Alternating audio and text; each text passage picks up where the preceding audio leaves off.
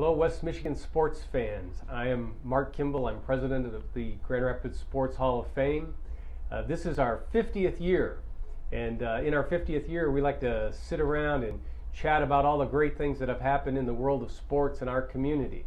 I need your help in helping me remember which of those athletes, teams, and events were the most important or the most fun for you to participate in. We're running a series of surveys that are asking for your input in identifying your favorite sporting event over the last 50 years. Some of my favorite events were the very first Whitecaps game or the very first Hoops game. What were your favorite events? And then I like to think about who are the best athletes that we've seen in the last 50 years, both from a female and a male perspective. And finally, tell me who your favorite team is and what they accomplished over the last 50 years. I look forward to hearing from you on your favorite sports memories. Located just 20 minutes from Grand Rapids and Kent City, the Falls at Barber Creek is one of Michigan's premier golfing destinations. The beautifully designed 18-hole public golf course welcomes golfers of all ages and skill levels. Its challenging track with dramatic elevation changes through breathtaking scenery, including a 40-foot waterfall, makes it a place you're definitely going to want to play. Check out the course with a drone flyover and reserve your tee times at thefallsatbc.com.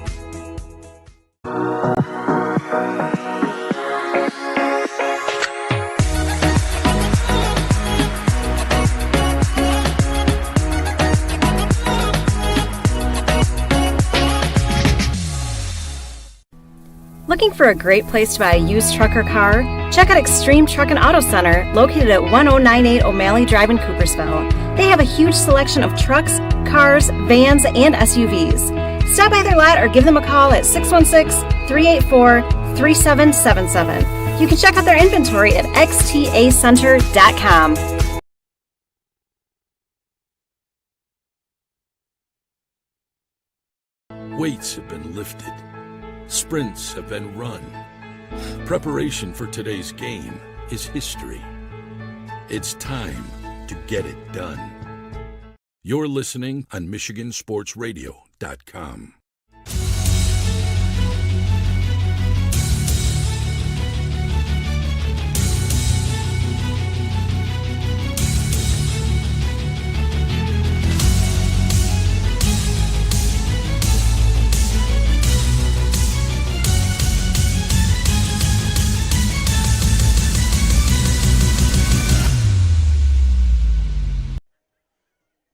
Good evening, sports fans, and welcome once again to MichiganSportsRadio.com's coverage of South Christian football. We are coming here live tonight on the campus of East Kentwood High School, where we are in East Kentwood Falcon Stadium, as it will be the Sailors of South Christian, the number one first place. South Christian 4-0, 6-0. 4-0, of course, in the OK Gold, 6-0 in overall. They'll be doing battle with what might be a trap game, if you almost will, against Wayland, who has a surprising record of 4-2 overall. And they're coming into the game 4-2 and 2-2 in the conference. And of course, I'm filling in today. I'm Joey Sutherland. I'm filling in for Bob Sack, and joining me, of course, is John Wasink. And bringing John in real quickly. Exciting game. Good football's being played, and now it's just a matter of continuing every week to add another notch in the belt, if you will. No question about it. I mean, South has played really well up to this point, and so has Wayland. And you could look at maybe their schedule and say they haven't maybe played the best competition, but it's hard to win football games. And so just the fact that they're 4-2 means they're a solid team, and it should be a good one tonight. Coach Blackwire, we got Coach Blackwire joining us on offensive coordinator for South here. Coach, thanks for joining us. Thanks, Johnny. I appreciate it. Yeah, so especially after Friday night's awesome victory over Catholic Central, what was kind of the message this week to the players, and how did they kind of respond to that message this week in practice? Yeah, so since the beginning of the year, it's never been about one game, and it's hard to say that after you're done with Catholic because to be honest, that was just an unbelievable game for the whole community, for the football team, for the coaches. And it was hard for all of us because we just took probably a collective breath at the end of that game. And to be honest, practice was a little bit more difficult this week because we had to teach the kids, hey, one goal is down, beating Catholic Central, but the big goal that we have out there, winning the OK Gold, which we haven't won since 2014, is hanging there, and we're playing a very good Wayland team tonight.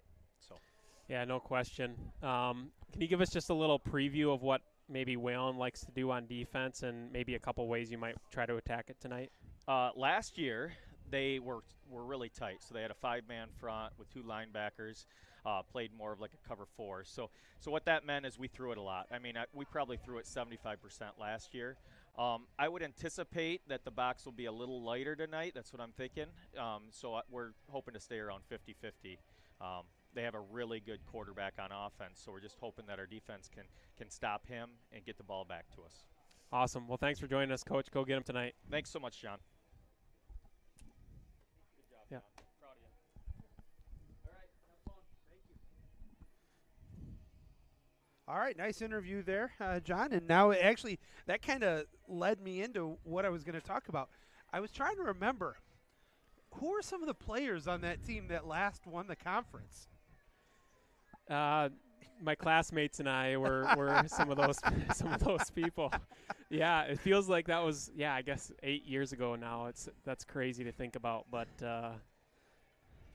good memories right there. And I mean this team's been on a mission all year, and I don't expect a lack in effort tonight. Even though last week was such a huge game, I think they're going to come out firing. South that is, and we'll see what Wayland comes up with on their end. That's kind of an interesting question. Let's get your perspective on this as somebody who's not only watched this team grow, but has actually lived through a season where you win a conference championship in high school. Is there some hurdles beyond just X's and O's, execution and practice, that when you get into week 6, week 7, week 8, that might kind of the coaches have to reel in a little bit? Right, yeah. I mean, this late in the season, fatigue starts to set in. Mentally, physically, all those things start to set in. You know, your body's been taking hits for 6 straight weeks now, so physically you're maybe a little bit beat up. Mentally, it's just a long grind, and those things start to take a toll. And I think Coach Brown and South's coaching staff have done an awesome job of just keeping their foot on the gas pedal. I just think about all their games this year. Grand Rapids Christian, East Grand Rapids, good programs that they've really stomped their foot down on and haven't let off the gas pedal, and I expect them to keep their foot down tonight. Well, we'll take a look at what's happening in the OK Gold Conference when we come back from a break. We're going to step out for our first break. When we get back, we'll get set for the opening kickoff. We'll be back. Cornerstone University. The professors are very open to helping whenever they can. Academic excellence, character-driven athletics, Christ-centered community involvement. Cornerstone has been a great opportunity for me to grow as a leader, just being able to approach people and be warm and welcoming and hospitable. Experience it for yourself. Attend a Golden Eagle Day at Cornerstone for a taste of campus life and the chance to meet faculty and staff. To arrange a visit for your high school junior or senior, go to cornerstone.edu. Cornerstone University. Build a life that matters. A sense of purpose, a higher calling. At Dean Transportation, we call it our passion. It's simply who we are. 60 years of pioneering the best health and safety standards because safe student transportation is essential. We are hard-working folks, connecting children to learning, schools to our communities, and you to a better career. Want to make your community a better place? We'll put you in the driver's seat. Join the Dean family today and help to connect our kids to brighter futures. We're back here. Welcome once again to the campus of East Kentwood High School, and we're about 5 minutes away from the opening kickoff here. But, John, before we went to the break, we started talking a little bit about the OK Gold Conference, and as we look right now at the standings on it, sitting on top all by their lonesome are the Sailors, and then you've got a couple of teams that we're very familiar with, Catholic Central and Forest Hills Eastern. So in some, as we kind of talked about it, and I kind of exaggerated slightly when I said a trap game, but any game in the conference can be a trap if you don't take the opponent seriously. No question about it. And, anybody who's watched football this year, not just high school, but college or pro, you've seen the amount of upsets that have happened in college football this year especially. It's just hard to win football games, and you got to be on top of your game each and every week. Coaching, players, staff, everybody involved's got to be on top of their game. And, it's still a tight race. Catholic Central's waiting right there in case South slips a little bit. Forest Hills Eastern, that's a team to keep your eye on, especially because South has to play at Forest Hills Eastern the last game of the season. And so if they, Forest Hills Eastern wins here on out and they only have one loss, then it basically comes down to that game at the end of the year for either who wins the title or who has a share of it. And again, that's what we're talking about. You just can't look past any one opponent. As we are about to have the national anthem, so we're going to turn it over for the national anthem here.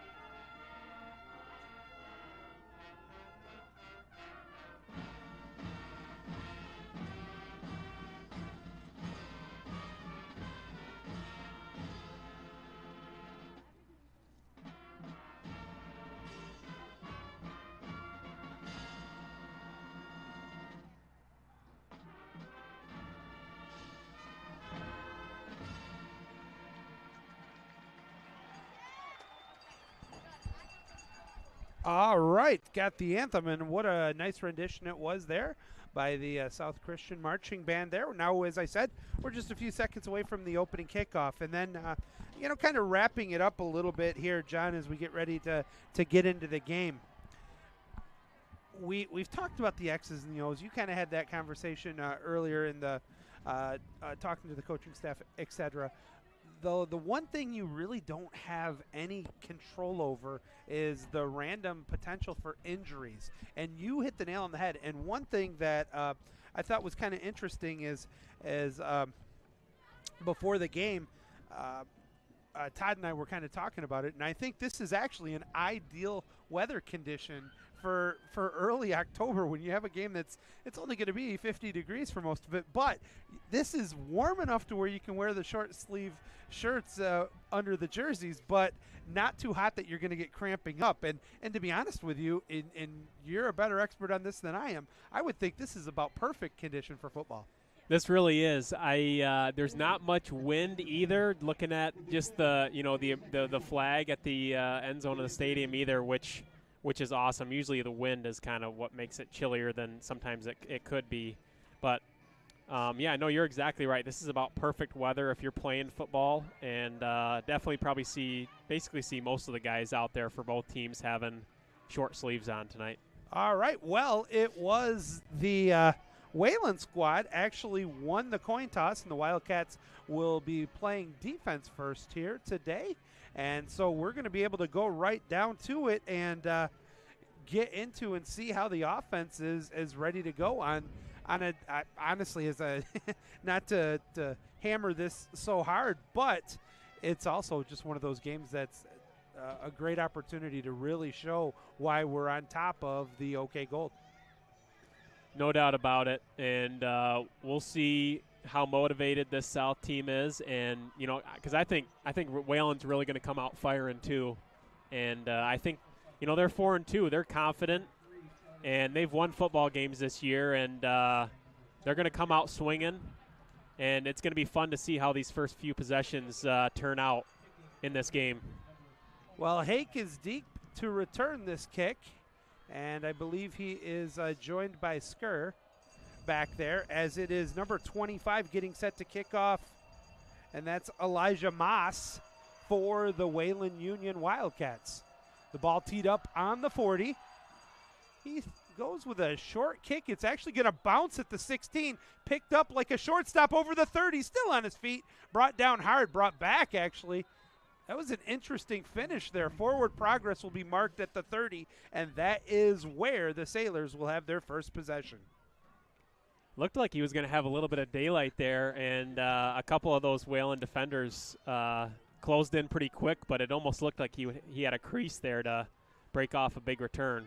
And they actually marked him at the 31 officially, so it'll be 1st and 10 from the 31-yard line. Out of the shotgun, ball on the right hash mark, going right to left on your dial. DeHaan looks over the defense. Drops back to pass, waiting, looks for the quick hitch, but unable to hold on to that one was Ritzema, and that's one that I think DeHaan would like to have back. Yeah, just a little bit high there. It looked like there was a little bit of a protection breakdown, too. There was kind of a guy that came free off of the right-hand side of the offensive line, and that kind of threw Jake off a little bit, too.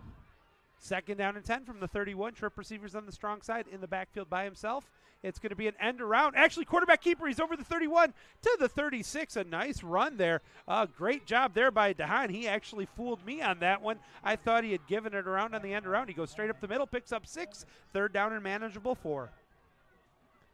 Yeah, they ran one of those read option plays where Jake is reading the defensive end, and they put Brinks in motion, and that defensive end kind of chased Nate, and so Jake pulled it down and kept it. Out of the shotgun, looks for the quick hitter, cuts inside, but Blake goes off the block, wraps him up for a 2-yard loss. Boy, you were right, John. These Wildcats right now are playing very aggressive defensively. That was a big stick, and now 4th down. You would think this is a punting situation for the Sailors. And going back to that one, very, very interesting there that now you give Wayland credit for throwing tough on the coverage there, but if one man gets by, he was gone. Yeah, no question. That was a tremendous play by Dustin and Lumens from Wayland. I believe that was number 7. Just completely shed the block of one of South's receivers and just got right to Nate there. And really good stop by Wayland. That's a big momentum swing right there to force South to a 3-0 in the first possession. And we'll see what Wayland comes out in here and how they try to attack South on this first possession. Well, Brinks with a nice job of flipping the field. It goes from 130 to the other, and that's where the Wildcats will have it. 1st and 10 from their own 30-yard line as they march out to the field right now. Again, this is a 4-2 team, and really looking at their opponents, they beat Hopkins 42-25, Holland Christian 27-10 before losing to Thornapple Kellogg 14-7. So, like I said, you just can't look past anybody. And it's going to be an inside handoff. Tries to get around the left tackle. Still on his feet. Good run on 1st down. He's going to get over the 40 to the 46. That was number 13, Maverick Daly, the senior running back, and that was good enough for a 1st down. Nice push by the offensive line there for Wayland. Yeah, it looks like it's not quite the wing tee, but they run a very heavy set. They got just one lone running back kind of back right directly behind the quarterback, and then they got those two kind of wing backs there on the sides. Looks like they're going to really try to be a running power team, so look at the line of scrimmage tonight and see how that plays out. Straight up the middle again, bounces out, another 1st down into Sailor territory inside the 45 all the way down to the 40 to move the sticks. That was the same play, John, 2 in a row. No, you're exactly right, and South really bottled up where the play was originally starting to go, and number 13 for Daly. Daly for Wayland has had great vision on these first two plays because they kind of stopped him at the point of attack, and then he kind of bounced it to the other side and found some daylight. Well, I'm sure you're going to see the coaching staff very quickly here for South Christian reminding everybody, you tackle everybody till you know for sure. First down and 10 inside South Christian territory. Same play. This time tried to go on the right side. A little bit of movement, not as much. They're going to hold him to 4 yards, but you know what? Right now, Wayland's saying this is everything we could hope for and then some. Yeah, it looks like so far South is playing, a 5-2 defense, 5 down linemen, 2 linebackers, and then they got 2 cornerbacks and 2 safeties deep. So they're not really loading up the box to really try to stop the run. They're kind of hoping to limit the big plays right now, kind of with their defensive setup. But I think South overall is pretty confident with those front defensive linemen, those 5 down linemen to try to stop the run. But so far, Wayland's been pushing them around a little bit. Second down and 6 coming up here for the Wildcats. And they're going to go left tackle again. Another hole. And really, it was the same as we seen on the first 2 plays. It was towards the middle. He bounces to the outside slightly and picks up the first down all the way down to the 26 near in the red zone. And you talked about the front 4 for South Christian. I believe it was 79, Gabe Kisner, who had to come out. I think he was bleeding. He kind of, that carpet, sometimes you get a little push on that one and get a raspberry, as it's sometimes called. Yeah, it looks like he just jogged back in, which is good to see. Just got taped up real quick and trotted back on out there. Dustin Lumens, the senior quarterback, hands the ball off again, this time left again, following between the left guard and tackle, and another great push forward. And that's going to have to be corrected quickly because that's 3 times consecutively that they've ran that way and had a huge gain of at least 7 yards. Yeah, and this is where if you're South's defense, especially their defensive line and linebackers, you got to stay disciplined because they've ran that same play about 3 or 4 times, and it's only a matter of time before they do a play kind of off of that play. And so watch out for that. You got to stay disciplined. You got to be reading your keys. Straight up the middle again, just enough for the first down. Only picks up 3 on the play, but that'll get to the 15. That'll move the sticks. A very good drive for Wayland Union on their opening possession. 7:30 to go in the first quarter, no score. The ball's going to continue to be on the left hash mark at the 15 inside the red zone. Here is where the Sailors defense has really actually got strong throughout the year. They bend a little bit, but they really get stopped when it comes down to the red zone. Yeah, and that's a sign of a good defense. When you it's okay to have the other team gain some yards, but the goal of the game is to keep them out of the end zone and keep them from scoring points. Off tackle run this time to the right side. Not much movement. He's going to pick up about a yard on the play, but that was a much better push by the front 4 there of South Christian, minimizing the Wayland gain to a pickup of 1, second and a long 9.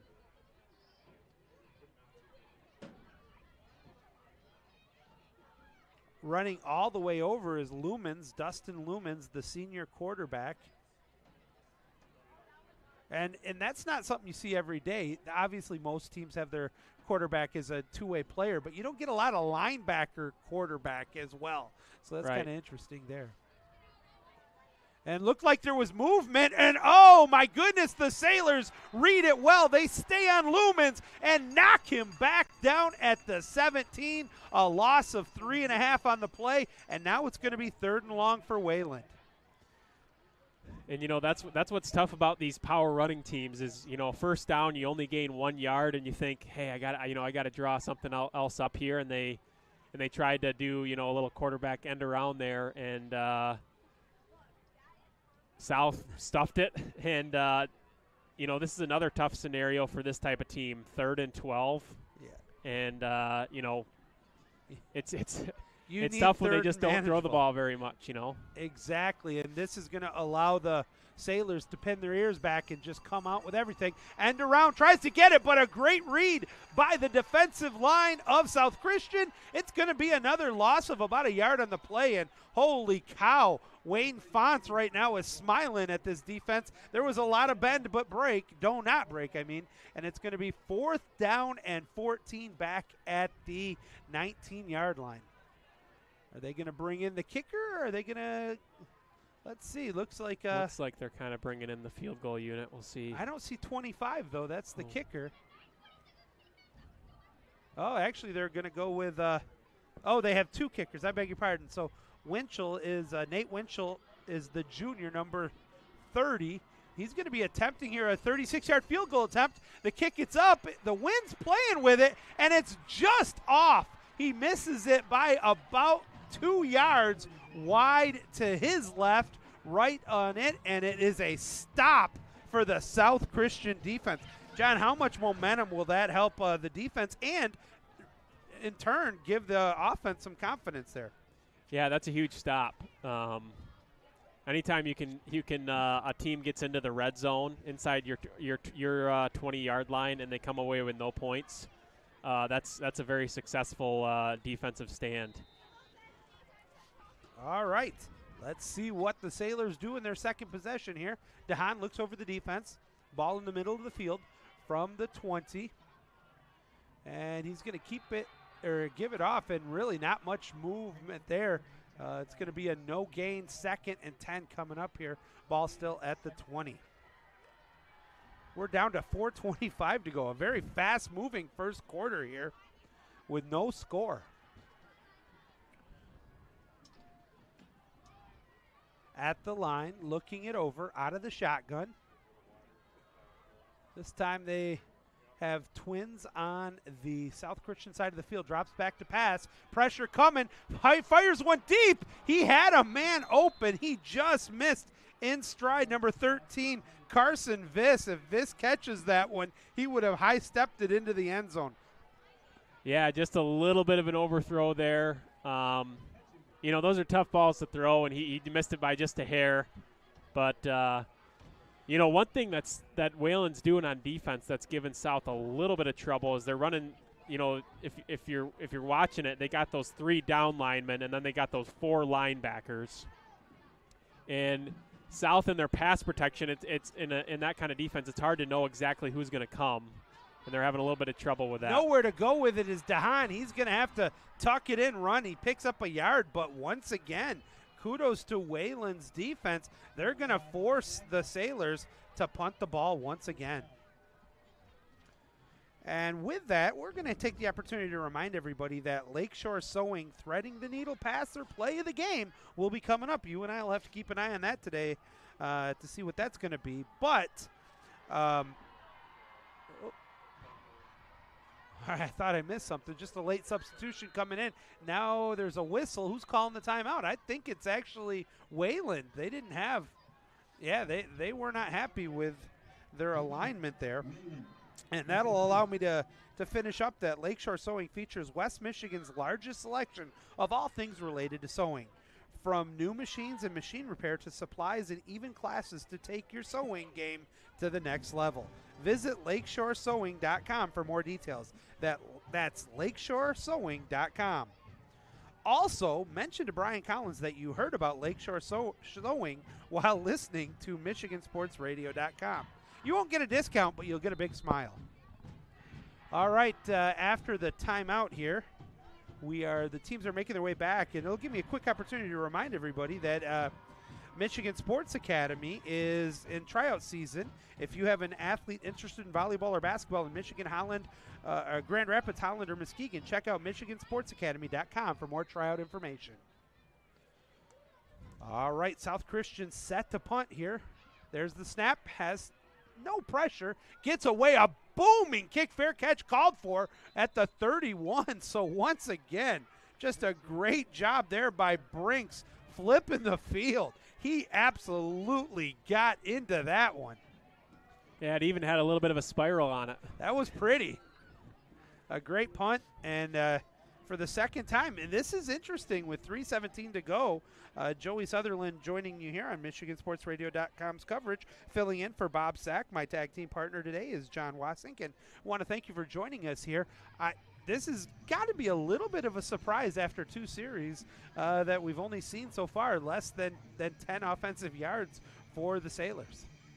Yeah, no question about it. I think the bigger surprise in terms of South has probably been their offense. Their offense having 2 straight 3-and-outs. I think, not having played this really sort of offense that Wayland features, it's not uncommon to give up some plays, when you haven't seen something for a while. But we'll see how this second possession goes, because they should be a little bit more acclimated to what Wayland's trying to do and see if they can be a little more stingy.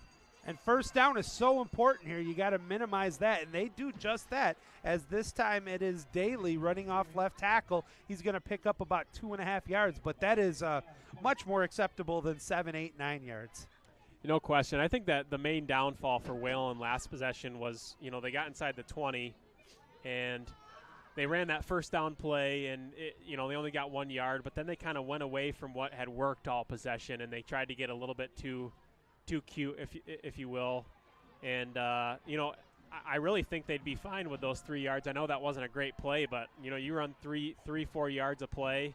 That's kind of what they want. They want to limit the possessions in the game and pick up 3-4 yards a carry. And if you don't tackle, like as we just saw there, once again, it's Daly running over around the left end this time. It was designed to go between the tackles. He kicked it to the outside, gets over past the gap coverage on the end and over the 45 to the 47. That'll move the sticks once again for Wayland Union. Yeah, Wayland's coaching staff's doing a good job here.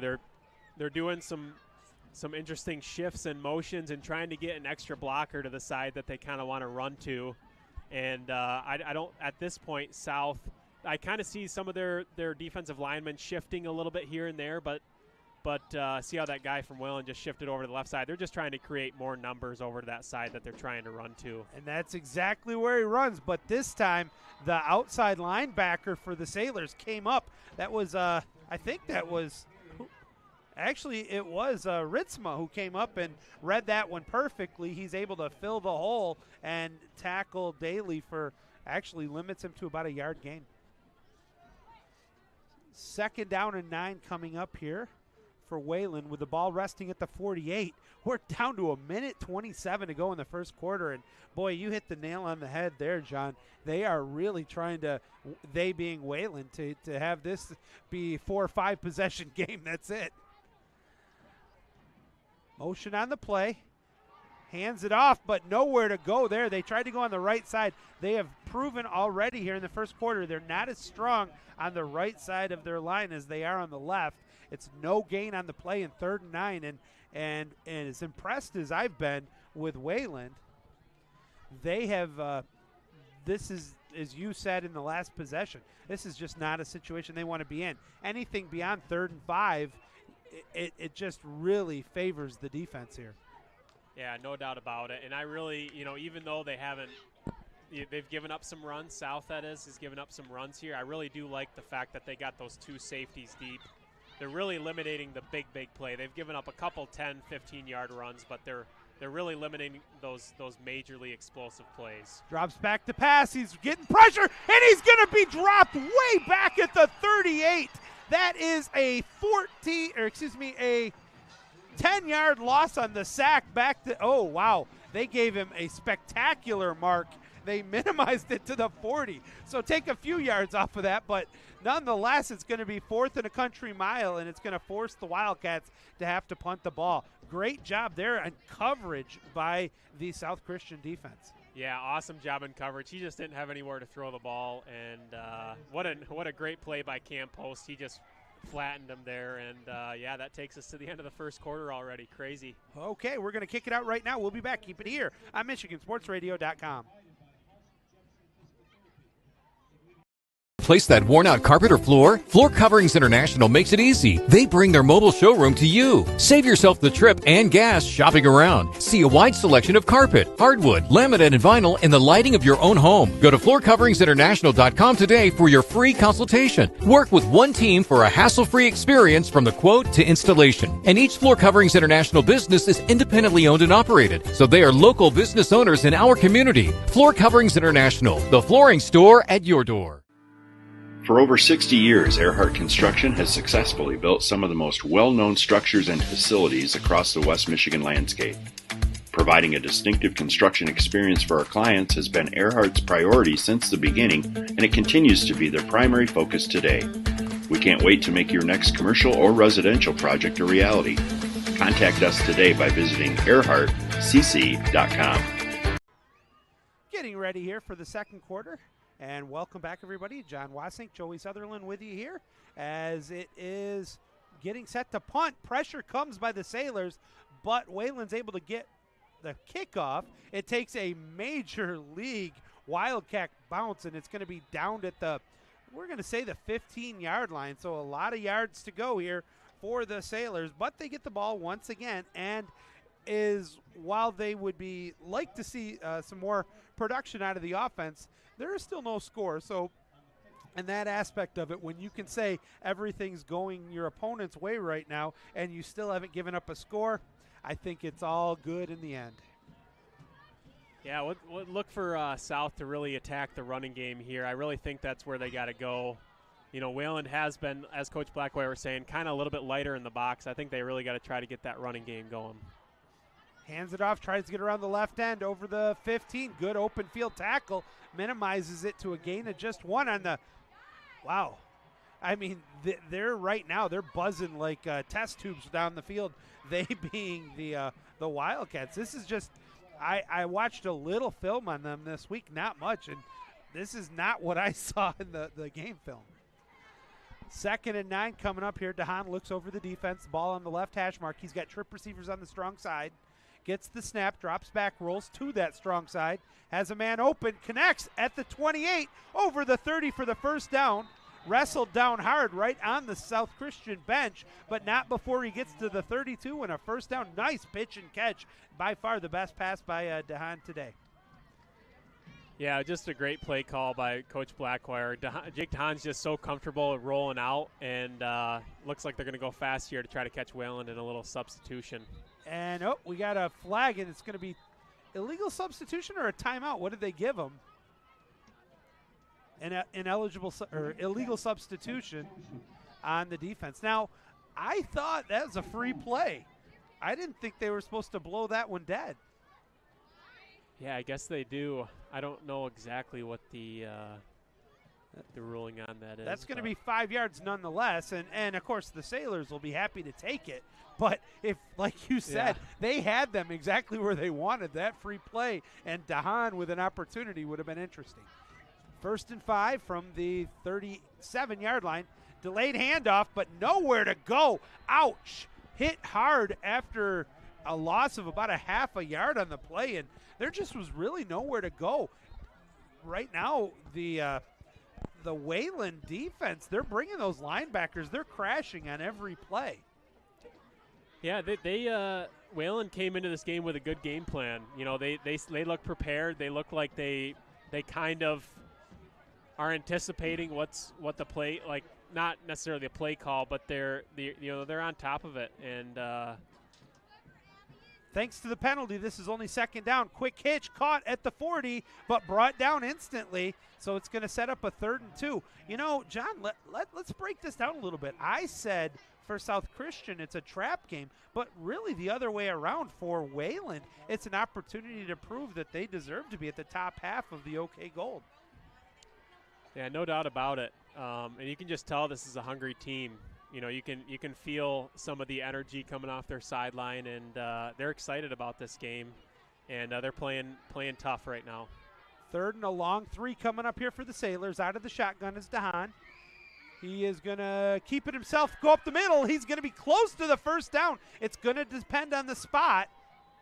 He literally ran a quarterback draw straight up the middle. I think he got it, and they are moving the stick. So a good read there by Jacob DeHaan, a great read, I should say. He kind of timbered forward to pick up that first down. Down to 9:55 to go in the first half, still no score. Driving right now are the Sailors, getting close to midfield. DeHaan is going to drop back. Fires, got a man wide open. He overthrew him slightly, but a nice pitch and catch. Finds one of his favorite receivers, Seth Ritzema, who was going down the right in front of the Wayland bench, makes the catch. If he hits him in stride, he's in the end zone. That was a pickup of 20 on the play and a big first down into Wayland territory. Yeah, just a great catch by Seth Ritzema there. Kind of an over the shoulder, a little bit, just a touch overthrown, but just made a great play, hauled it in, and helped his quarterback out. Quarterback option, run pass option. He's going to hold on to it himself as DeHaan. He's inside the 35. Does a nice job of dancing around and then dives forward. He's going to end up getting about 6 yards on it, but that was all Jacob DeHaan there. Yeah, that was I think that's the first time I've seen him run that play this year. It's called a shovel pass option, where instead of having an option with the running back, he had an option to pitch it to, I think it was Seth Ritzema, the tight end, kind of in front of him. Just kind of an interesting little play there. Pitch and catch, overthrows his man again. And, now did you see on that one, after DeHaan made the pass, which was, again, a little off the mark, he looked like he was favoring his shoulder a little bit there. Or was he just upset with his throw? I didn't see that, but he could be. He's probably definitely upset with the throw. I don't know if he hopefully he's well, let's keep an eye on that on his next pass here. But 3rd and 5, still a very manageable opportunity here for the Sailors. And this actually could be 4-down territory here with 9 minutes to go. Let's see what happens on this 3rd down play. Ball on the right hash mark. Out of the shotgun. Oh, my goodness. Instead of 3rd and 5, let's make it 3rd and 10. Somebody forgot to tell Carson Viss that it was on 2, not on 1. He was gone, and everybody looked at him like, hey, you were open, but maybe because we didn't hike it yet. There is no place to hide when you do that, too, and believe me, I've had my share of those as a tight end. Oops, it was on 2. Doggone it. So now it's going to be 3rd and 9 with the ball back at the just inside the 38 on the Wayland side of the field. Fakes the inside handoff, rolls away from the pressure, has a man open, caught, 25-20, first down, pulled out of bounds. Another pitch and catch with Ritzema. That was good for 17 yards and a big first down for the Sailors. They continue the drive. The sticks will move and inside the red zone with 8:56 to go. What a read there, that time by DeHaan. Yeah, great job buying time, too, by Jake. The pocket kind of collapsed a little bit, had to move to his right-hand side, and found Ritzema coming across the field. What a big 3rd down conversion there. Brinks in the backfield with DeHaan out of the shotgun, and it's going to be a quarterback keeper. He follows him, but not much room there, run there, and he's able to just plow forward for about a yard on the play. I think on that one that Brinks might have got too far downfield too quick, and there was no blocker there for DeHaan to follow. Yeah, the offensive linemen just didn't hold their blocks quite long enough to keep that hole open. Nate just skirted right through the hole where it should have gone, but those blocks didn't hold up quite long enough for Jake to still skirt through there. 2nd and 9 coming up here for South Christian. Drops back to pass. Has time. Fires it over the middle. Caught inside the 10. Inside the 5 to the 4. And it's going to be a gang tackle down. I believe that catch was made by Brady Nitz. And Nitz is going to be down at the 3. 1st and goal for the Sailors after that nice, fine pitch and catch across the middle. Yeah, great read by Jake. Just looks, other than a couple of those 2 balls that he's kind of overthrown a little bit, he's really seeing the defense well. It's not a matter of what he's seeing, but last couple balls here have been really good. It's going to throw it up, 50-50 ball for the catch, and a touchdown. Holy cow, he made a perfect pass, connected there with Carson Viss, and that is going to be a touchdown on that 3-yard touchdown pass. from DeHaan as he connects with the sophomore Carson Viss. Yeah, that kind of play is almost just unstoppable with that type of throw to that receiver. Carson's big body, tall. When you put it up there where only he can get it and he goes and makes that play, that's just, you really can't stop it. And what a great jive by South. And kind of had to call on the passing game there and Jake DeHaan to get him down the field through the air, and they got it done. And Brinks' extra point is good, and with 7:47 to go in the first quarter, it is now the Sailors with their first points and their first lead of the game, 7-zip. And that'll give me an opportunity to remind everybody that the Grand Rapids Sports Hall of Fame just inducted their latest class. New inductees included David Brandt, Kim Elders, Laura Hybor, Hythus, Fred Julian, the old West Catholic and GRJC coach, Josette Carter McCullough, and Diane House. And we want to congratulate all of those. I've had the privilege of working with several of them over my career, and the ones that were inducted are truly Hall of Fames, both in the sport and in real life. So congratulations to them all. Check out the rest of the class, or check out all the inductees at the GRSHOF.com. Again, GRSHOF.com.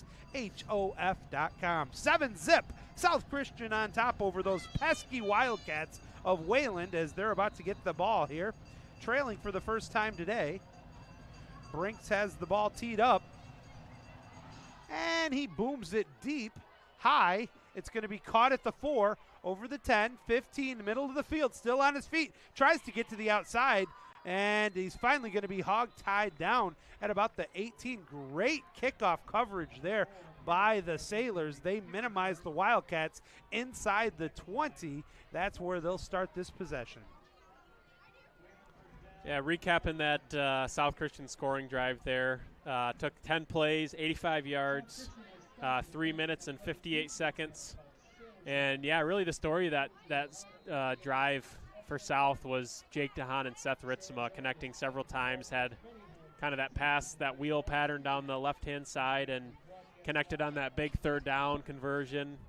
And then the drive ended in that 3-yard touchdown pass from Jake DeHaan to Carson Viss to cap it off.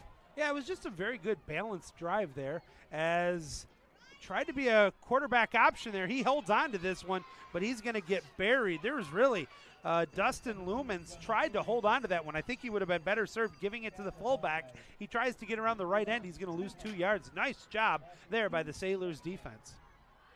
Yeah, really good job just from South's defense to stick to their keys. You know, they've really been running with the running back all night. That is, Wayland's been running their running back all night. And they've tried to do a couple other little things off that, a couple other wrinkles, but South has stayed disciplined and been right on top of it. You know, it kind of reminds me, the term I like to use is called complementary football. When the defense is struggling, the offense is supposed to take over. When the offense struggles, the defense takes over. Nobody's really struggled, but they've helped each other at the start of this game before they could. And a second timeout's already going to be taken by the Wildcats. They had some personnel issues, so we get to finish that point. And this is good team football right now, John. No doubt about it, especially after that first drive that Wayland kind of marched down the field. South has made a couple of adjustments on defense, and really it just takes a little bit of time to get a feel for what the offense is doing each game. And once South's defense got a feel for what Wayland was really trying to do, they've really been shutting down that running game here in the second quarter. Well, what about, let's hit this, and you would know this better than most. What about the maturity of DeHaan? The first couple drives when everything wasn't going his way, he didn't get nervous and try to force something downfield. He still took what the defense gave him, and look at that. It's 7-zip, 6:49 to go. Not as many points as I think anybody expected at this point in time, but you still got the lead and the momentum. Yeah, no question. You're exactly right. I mean, Jake's a tremendous football player. And even after, missing a couple throws early in the game, too, he keeps an even keel and just goes out there and plays his game. And it showed on that last possession. All right, 2nd down and 12 coming up here for Wayland. And they're going to pitch it, but reading it, holy cow, penetrating. There was absolutely, I could not make out the number there, but it's going to be 55, I believe, is who made the tackle. He got in the backfield so quick, I thought he knew the snap count. That's Cam Post, the senior, and he's going to wrap up Daly for about a 5-yard loss back to, they're going to put him at the 14. It's going to be 3rd and a long 15 for a first down here. And again, not the strength of the Wildcats are these 3rd and a long. Yeah, it looks like they actually got a guy split out there on the far side of the screen. Let's see if they draw up a little pass play here. He drops back to pass, looks for the quick hitter. It's a wide receiver screen, but nothing doing. Just great discipline there by the Sailors. They'll let him catch the ball, but they weren't going to let him go up the field with it. A pickup of about 5 on the play, but it's going to be 4th and 12. And South Christian going to get the rock back with 5:42 to go here in the first half. Already on top 7-zip, looking to make more of it. Yeah, great job from South to get a bunch of hats to the football there. Didn't want to give that wide receiver any space or any room to kind of create a play, and they got several guys there to. That punt went high, but didn't go very far. But again, it takes actually a Wayland bounce, but it's still going to be a short field here for South Christian. It's going to be down at the 43. It will be South Christian's ball there. We'll be back in just a moment. Keep it here. 7-zip. Sailors on top. South Christian will begin this possession.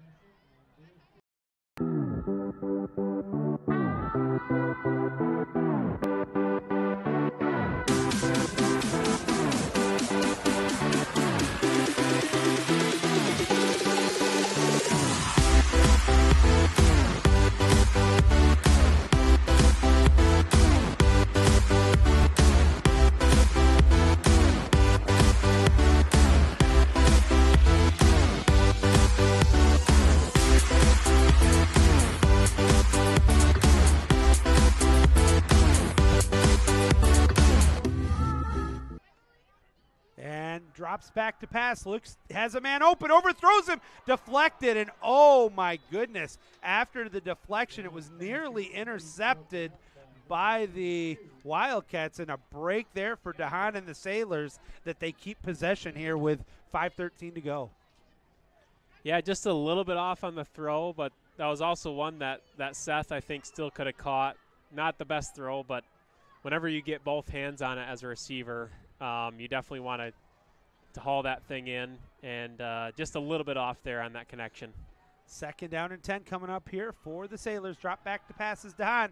He's looking, fires it, and it goes incomplete. He lost the handle on that one, and it was kind of a wounded duck he was throwing up there. But we just talked about the Hall of Fame inductees. I worked a long time with Fred Julian at GRCC, and while he was a fullback from the University of Michigan and actually had the least amount of yards to ever lead the Michigan football team in rushing with 578 yards.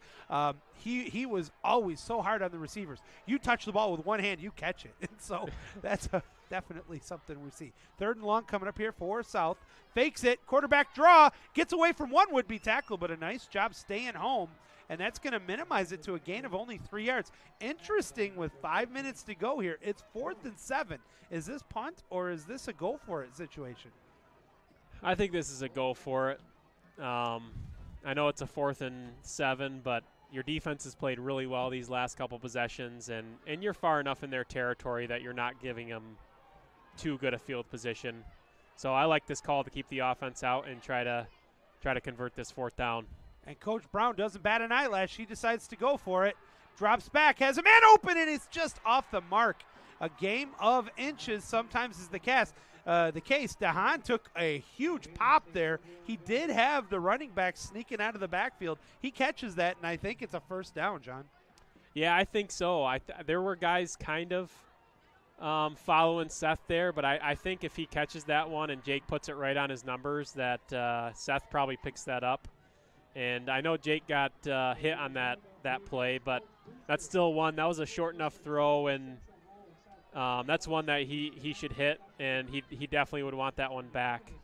But kind of going back to what I touched on earlier, South's offensive line has struggled a little bit with pass protection tonight. All year they've been very good, but Wayland's kind of confusing them just a little bit, it looks like, in their pass protection, and that's something they got to clean up a little bit. 1st and 10 here for Wayland, and it is a handoff straight up the middle, but not much room there as the defense of line has really gotten better on this play, and they minimize that to a pickup of 2.5. We're down to 4:15 to go in the first half. 7-zip, Sailors on top. Wildcats not exactly in a hurry-up offense here, as running all the way over is Dustin Lumens to have a conversation with head coach Tim Gibson. It is actually something that Wayland needs to think about, because if they kind of run their offense like normal, and I don't know if they would actually quite get to the end zone in time, actually, unless they had a bigger play. Looked like movement before the snap on the offensive line. No flags, and they're going to let him plow forward for a pickup of 5, setting up a manageable 3rd and 2 from the 48. Yeah, let's see if they try to speed things up a little bit, because the clock is definitely ticking, and even if they convert this, if they keep going 3 to 4 yards a pop and keep getting first downs, I think they'd just run out of time. I mean, yeah, potentially. I mean, let's see if they try to hurry up at all coming up in these next few plays. Lumens under center, hands the ball straight up the middle, plows forward, and with that last shoulder turn, he's going to get over the midfield stripe into South Christian territory to the 49. That'll be a pickup of 3 and a first down, but they're down to under 3 minutes to go in the first half. And again, he runs all the way over to have a conversation again with Coach Gibson before Lumens comes back with the play. The clock is now down to 2:45, 23 seconds on the play clock. Under center. And it's an option, tosses it around the right end, a little bit of a room, loses his feet, and oh my goodness, the ball was out, but I think it was caused by, he was down by contact.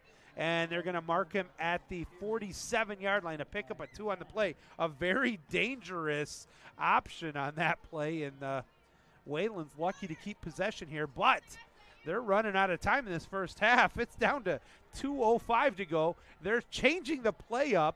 There's still 25 on the play clock, but now we're down to straight up the 2-minute warning here.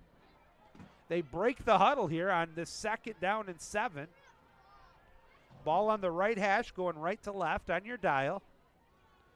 Lumens barking out signals, end around. There's a little bit of a hole, cuts inside. He's inside the 30, the 25. It's a foot race, pushed out about at the, let's see where the officials mark it, at the 10. It's going to be 1st and goal with 1:42. The clock will stop temporarily. They're down to just 1 timeout. They had to use a few of the timeouts earlier.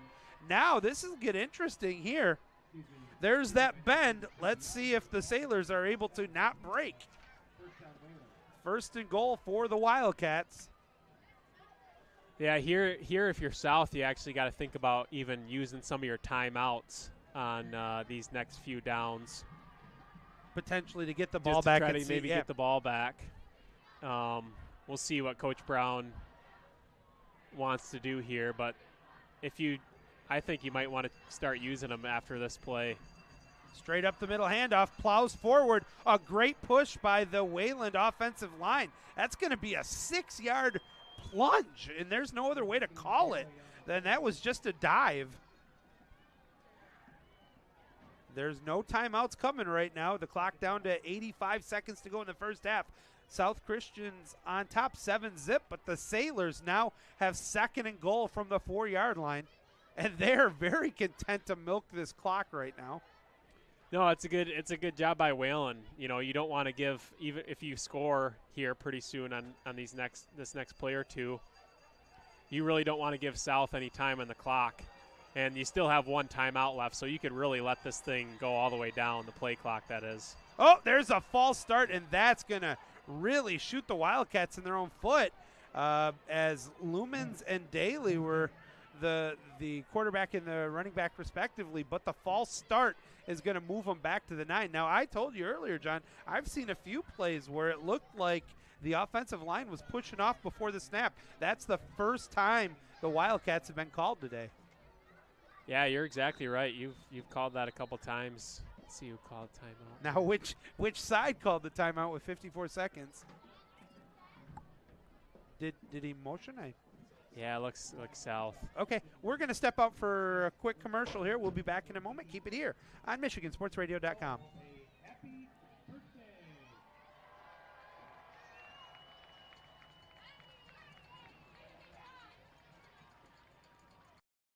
Looking for a great place to buy a used truck or car? Check out Extreme Truck and Auto Center, located at 1098 O'Malley Drive in Coopersville. They have a huge selection of trucks, cars, vans, and SUVs. Stop by their lot or give them a call at 616-384-3777. You can check out their inventory at xtacenter.com. Don't just find yourself, make yourself. Start businesses, build bridges, save lives, raise a whole city. This is your future, so take it and move all of us forward. Welcome back here to Falcon Stadium, as it is the Wildcats invading the Sailors of South Christian High School. My tag team partner is John Wasink. I'm Joey Sutherland. Thanks for joining us. Big 2nd and goal coming up here for Wayland from the 8-yard line. Nobody back with him. He rolls. Quarterback keeper gets back to the 5, but he is absolutely crushed there.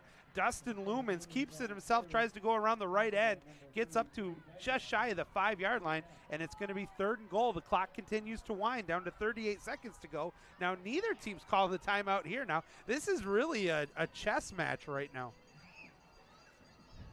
Yeah, it is kind of interesting that Coach Brown's electing not to call timeouts here.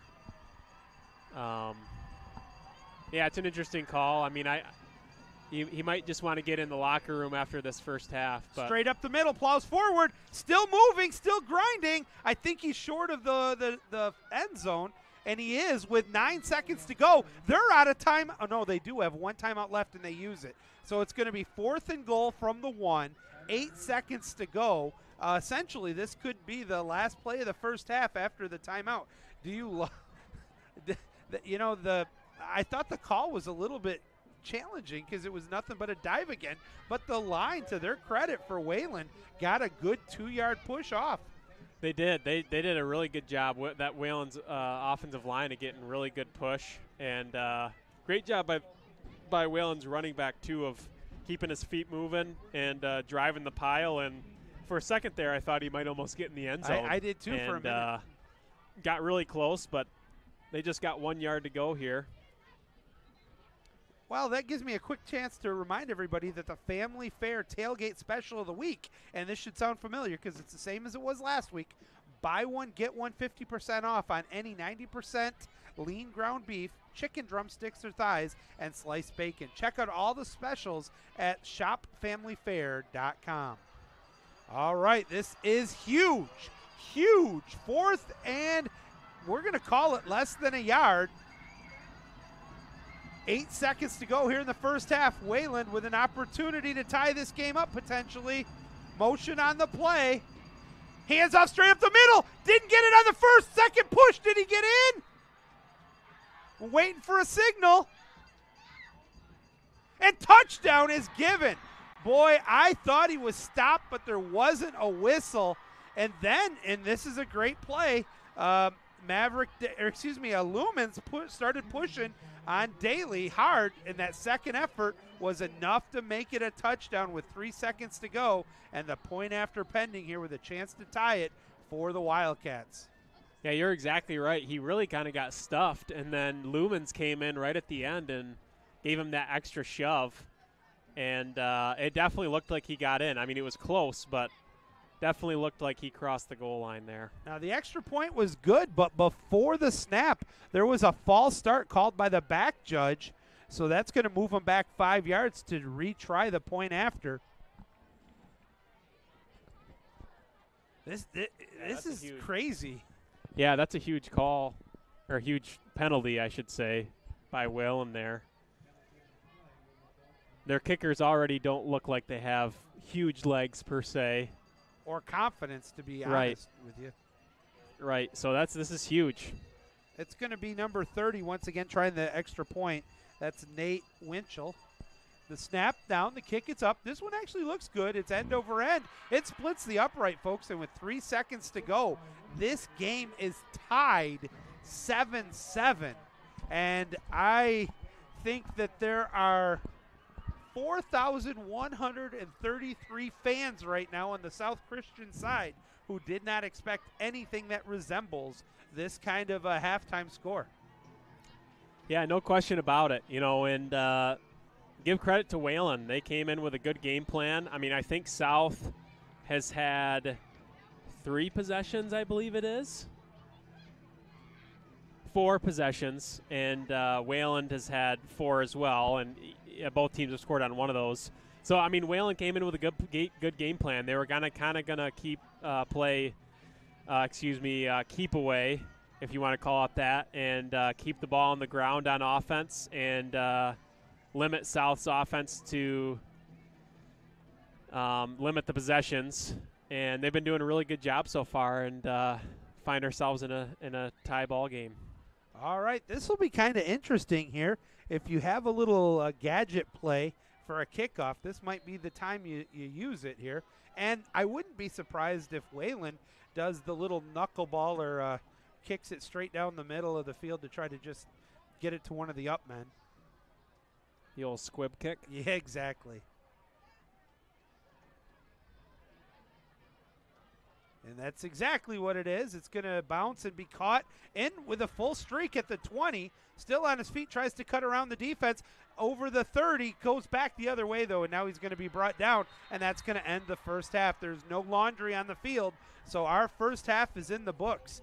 At the end of the first half, it is 7-7, and really, it's not going to take you long here, John, on this scoring summary. Go ahead and hit that scoring summary before we go to the halftime.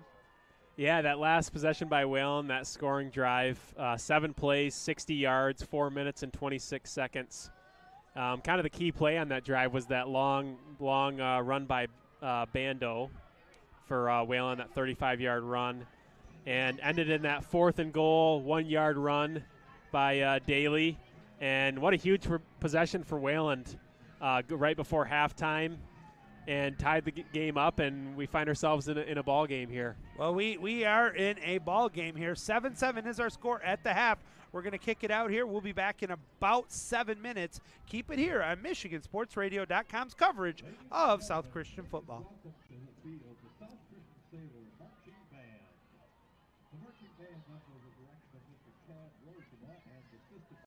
Somebody once said life moves pretty fast, and that's exactly how we like it.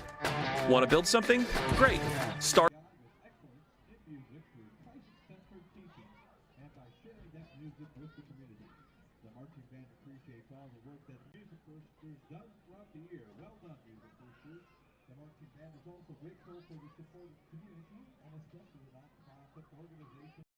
Somebody once said life moves pretty fast, and that's exactly how we like it.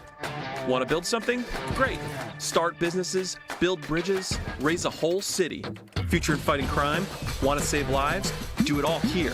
But you've got to go forward fast. Because today is now, and tomorrow is soon.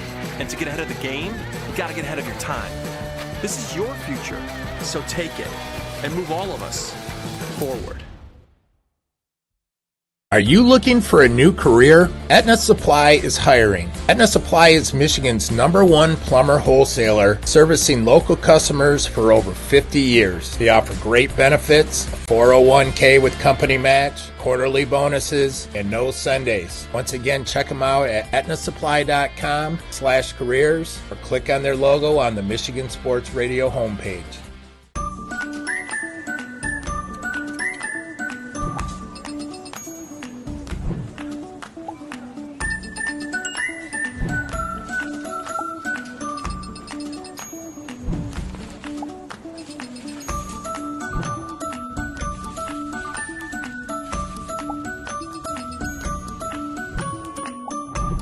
What would you do with some extra time? Shop Fastlane today. To everyone who loves great food, Let us make you a meal the Wisconsin way. We cook each butter burger to order for you and the people you love, so it's the best part of your day. The best. The best. And every creamy scoop of fresh frozen custard, pure happiness. Pure happiness. Pure happiness. Because where Culver's comes from. And the heart of America's Dairyland. Our love. Our love for fresh food is as strong as our love for all of you. From Wisconsin with love. Welcome to Delicious. Founded in 1969, J&H Family Stores has grown from a single tank truck to over 50 convenience store locations in West Michigan. Our locations offer a variety of fuel options ranging from Exxon, Mobil, Marathon, and Citgo. At many of our stores, you'll also be pleased to find a Tim Hortons or Subway. Find the location near you by visiting myjhfamilystores.com. There's one in your neighborhood.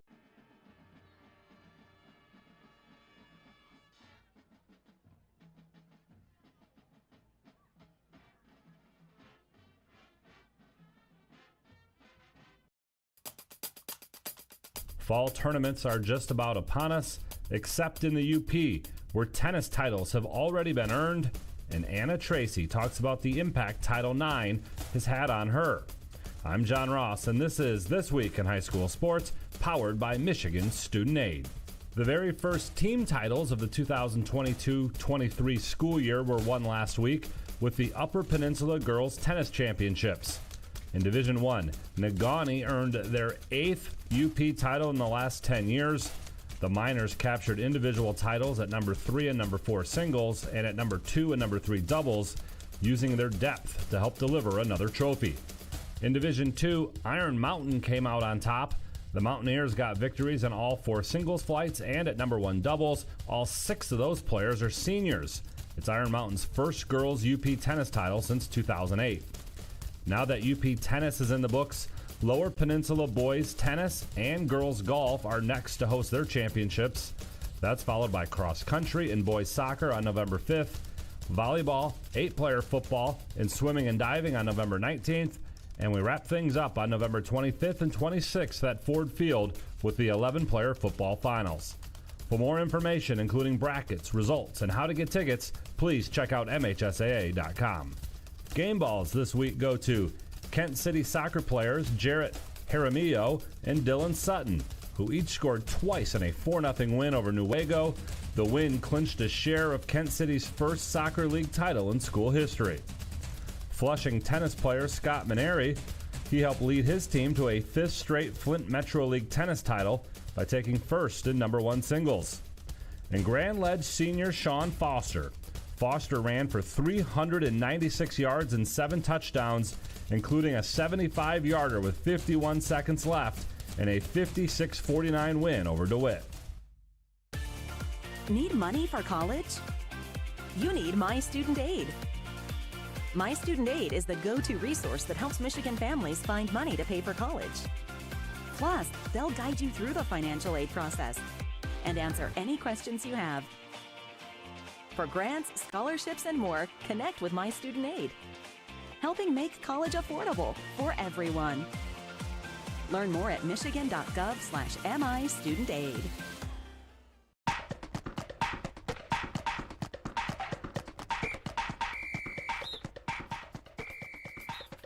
Our weekly Be the Referee feature takes a look at the fine art of officiating with the MHSAA's Sam Davis. What happens when the defense commits a penalty on an extra point try in overtime? First, the setup. Team A starts with the ball first and goal from the 10. On their very first play, they score a touchdown. The extra point is good, but the defense roughs the kicker. What are Team A's options? They can accept the penalty, move the ball closer to the goal line, and maybe go for 2, or they can take the results of the kick and have the penalty enforced when Team B takes over. Which means that instead of first and goal from the 10 with a chance to tie the game and send it into a second overtime, Team B would have first and goal from the 25. This costly penalty will certainly have an impact on the next possession, where Team B will need a touchdown. Thanks, Sam. Now more than ever, we need officials. If you are interested, go to the MHSAA website now to register.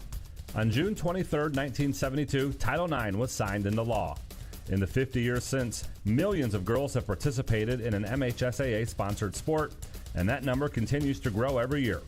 We've celebrated their numerous contributions and achievements in a variety of ways the past year, and will continue to do so leading up to the 25th Annual Women in Sports Leadership Conference in October. Today, we highlight Anna Tracy. The recent Rockford Ram graduate was a standout gymnast who also participated in cross country and track and field. Tracy helped Rockford to the 2022 team gymnastics title and earned an all-around title in Division II. She's now studying human biology at Michigan State University. So sports has shaped me into the person I am today, a competitive, driven, and disciplined person. The lessons I've learned from competing are irreplaceable, and I just couldn't imagine who I'd be without sports present in my life. And the lessons I've learned and the characteristics I've developed have played a huge role in my daily life. For more information on the WISL Conference or for previous Title IX at 50 spotlights, please check out MHSAA.com. You've been listening to This Week in High School Sports, powered by Michigan Student Aid, a production of the MHSAA Network. Thanks for joining us. I'm John Ross, and we'll see you next week.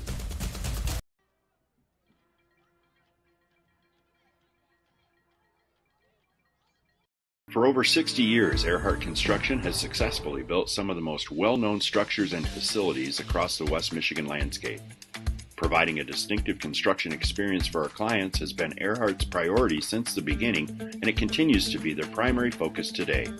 We can't wait to make your next commercial or residential project a reality. Contact us today by visiting earhartcc.com.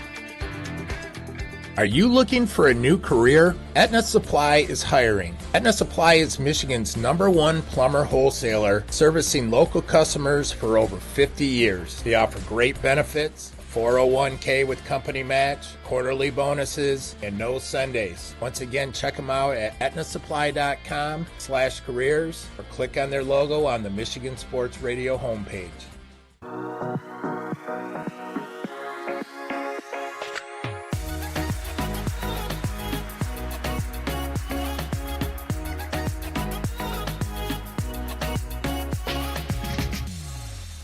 If you are 18 years of age or older, AHC Hospitality is hiring for several open positions at its downtown hotels. Starting pay is $16 an hour paid weekly with medical, dental, health benefits, hotel discounts, and more. Positions include front desk, housekeeping, restaurant, and management roles at our 5 premier downtown hotels. Visit ahcjobs.com to jumpstart your career at one of 5 world-class hotels in downtown Grand Rapids, including the Amway Grand Plaza and the JW Marriott Grand Rapids. Again, visit ahcjobs.com. Cornerstone University. The professors are very open to helping whenever they can. Academic excellence, character-driven athletics, Christ-centered community involvement. Cornerstone has been a great opportunity for me to grow as a leader, just being able to approach people and be warm and welcoming and hospitable. Experience it for yourself. Attend a Golden Eagle Day at Cornerstone for a taste of campus life and the chance to meet faculty and staff. To arrange a visit for your high school junior or senior, go to cornerstone.edu. Cornerstone University. Build a life that matters. And we are back halftime here at Falcon Stadium, and a bit of a shocker as South Christian and Wayland are tied 7-7. Thanks for joining us here on MichiganSportsRadio.com's coverage of Sailor football. I'm Joey Sutherland, filling in for Bob Sack, and joining me is John Wassink. And we want to thank you for joining us, and as I bring John back in here, again, we talked so much about it in the pregame show.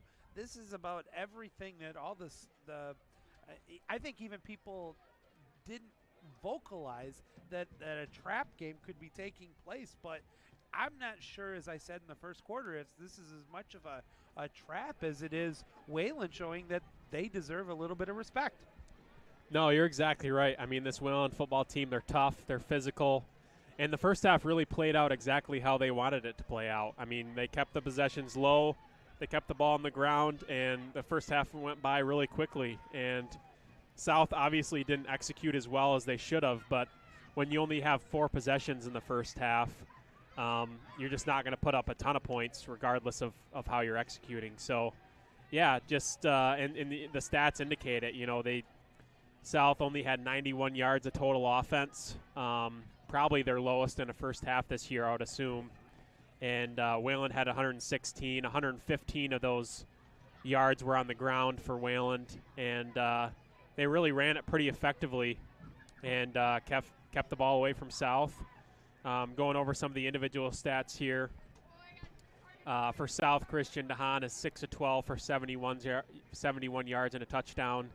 And really for Jake, outside of that one possession that South went down and scored, he's just been a little bit off, a couple balls high.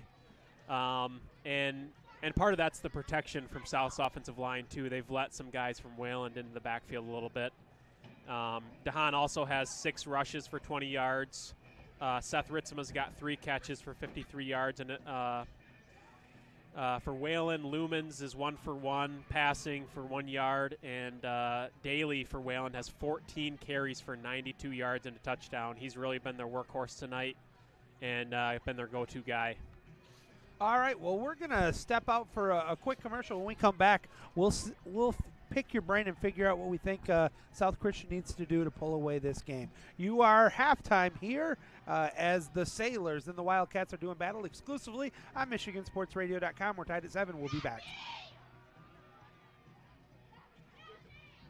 To have your vehicle repaired, you can trust the experienced team at Bob's Collision. Working with state-of-the-art technology, your vehicle will be repaired by highly trained craftsmen using the most modern and up-to-date equipment available. From minor dings to major collision repair, the team at the Bob's Collision Auto Repair Shop has the experience, knowledge, and equipment to expertly restore your vehicle to its pre-accident condition. Visit them online at bobscollision.com.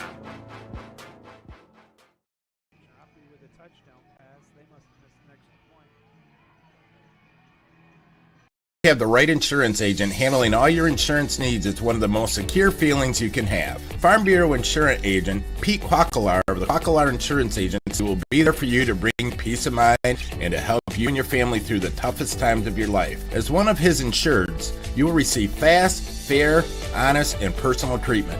Please contact Agent Pete Quacklar from the South Christian High School's class of 1988, 616-583-8300, or find him on southchristiansports.com. The Quacklar Insurance Agency celebrating 29 years of service with Farm Bureau Insurance.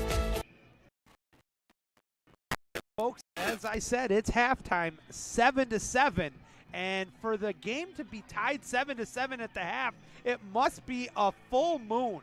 Oh, my goodness, it is, in fact, a full moon. All right, sorry about that.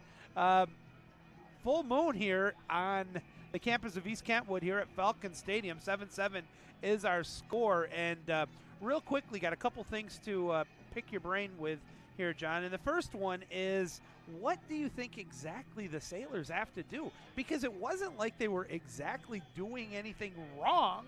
It was a lot. Oh, look at that moon. There it is. I knew we'd get it eventually. Thank you. Thank you, ladies. Great job. That's what you have when you get great camera work along with everything else. Must be a full moon here because 7-7 score. How do we break the curse of the full moon, John? Yeah, I mean, I think if you're South, I think it starts up front with your offensive line and your defensive line. And both haven't played horrible, but both also haven't played that well. And offensively, the offensive line has got to create some better holes for the running backs, for Nate Brinks and Jake DeHaan to run through, and they need to be better in pass protection. And then on defense, South's defensive line really has to start controlling the game. Not that Wayland totally controlled the game when they were on offense, but South didn't control that line of scrimmage enough, and they need to really dominate that in the second half if they really want to pull away from Wayland here. Well, I tell you, looking at the games this year, and really the only like opponent so far this year was Thornapple Kellogg, which South defeated 43-2, and it was actually a 14-7 loss for Wayland. So when you look at that and you look at the stats, this kind of comes up as a bit of a surprise. But remember that Wayland's won their last 2 games, beating and albeit not necessarily the toughest competition, but an impressive 34-19 victory over Kennewa Hills, and then last week a 45-14 victory over Ottawa Hills. And on the flip side, with South, they're on an emotional roller coaster. A huge victory in a tight game against Catholic Central last week, and we keep going, or I keep going back to this, but you just get caught in that one of those where you might start looking ahead a little bit, and now it's a matter for the coaching staff to reel everybody in at halftime and say, all right, let's go back to the basics. Yeah, no, I definitely think there was an element of that in the first half, maybe overlooking Wayland a little bit. But honestly, I am a little bit impressed with Wayland. Honestly, like you said, looking at that TK game, the fact that Wayland lost to TK is a little bit of a surprise. But Wayland and TK are also similar opponents. They're both teams that really want to run the ball and be physical, and so that's not necessarily a great matchup for Wayland. And tonight, South hasn't played a team in a little bit that really just wants to rough you up a little bit, and that's what Wayland does. So part of it's just those matchups that sometimes are better week to week than other weeks. But now, if you're a South fan, one of the things that's really disheartening is the fact that Wayland won the toss. They're going to get the ball to start the second half here, and you have to say with that fourth down touchdown with 8 seconds to go, they got the momentum right now on their side until South takes it back. No, you're exactly right. This first possession here for Wayland's offense and South's defense is a big one. And yeah, you're exactly right. Wayland's got the momentum. They're hyped up. They're juiced up. And let's see if the coaching staff from South really got those guys ready to play the second half. All right, last question about that. One of the things defensively you and I kind of talked off air about, and I think it's really going to come down to this, is gap control in the second half defensively for the Sailors. And I'm sure the coaches talked about that at the half as well. Yeah, no question about it. And not just being in your gap, but also just dominating your gap. When you get in your gap, not letting somebody push you out of your gap. So it's that combination of mental fortitude and physical fortitude that South defense needs to have. All right, well, teeing the ball up right now is Nate Brinks, the senior kicker, wearing number 8 for the Sailors, has the ball teed up at the 40-yard line. Waiting for the whistle.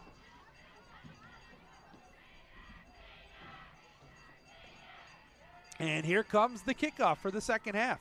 It's a booming kick into the end zone, and that will force the Wildcats to start from their own 20-yard line. Now, one of the things that I think kind of goes hand in hand with what we've already talked about, John, is these first down plays. For the Sailors defense really to force the hand of the Wildcats into things they don't want to do, they cannot give up more than a yard or two on these first down plays.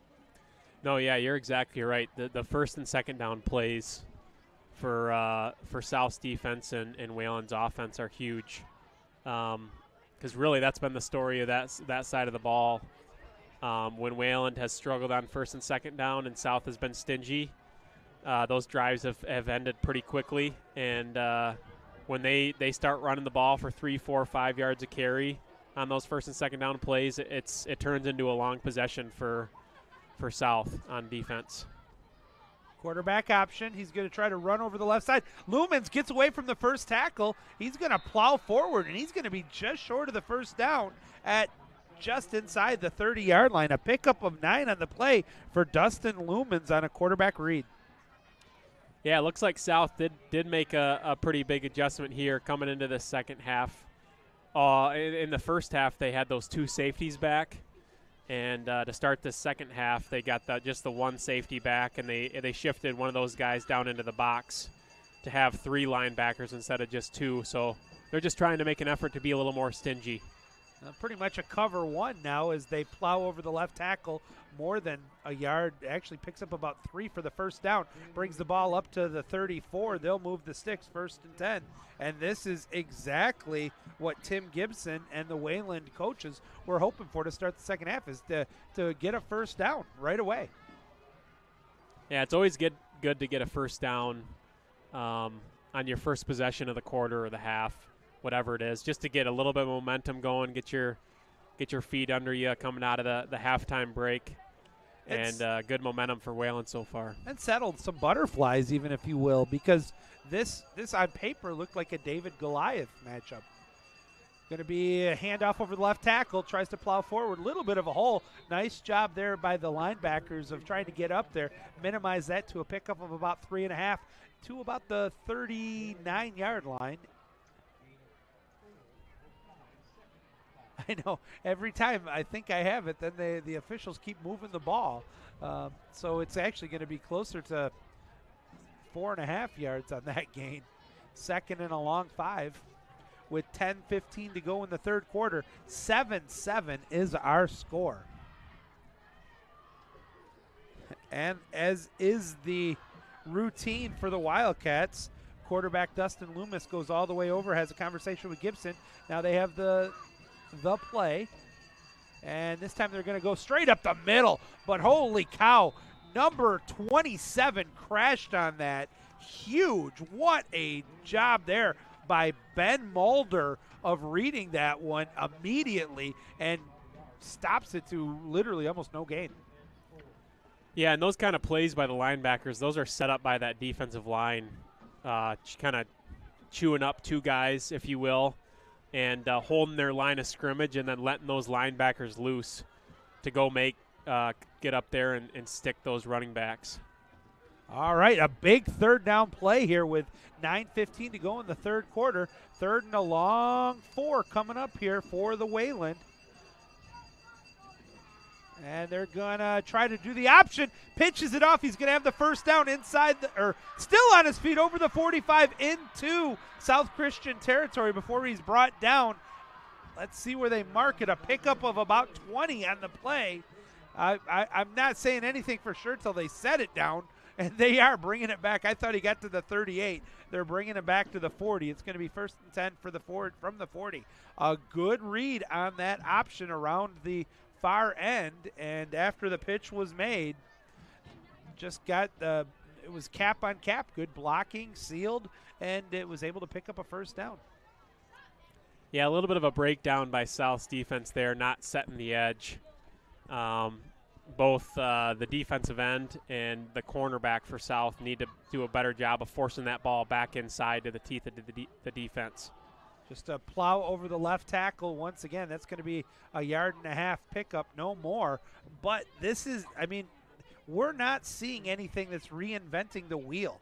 Wayland has really run about 5 plays. That's about, I think, all we've seen today out of the same formation. It's just a matter, and we've talked about it, and the coaches, I'm sure, are screaming it till they're blue in the face.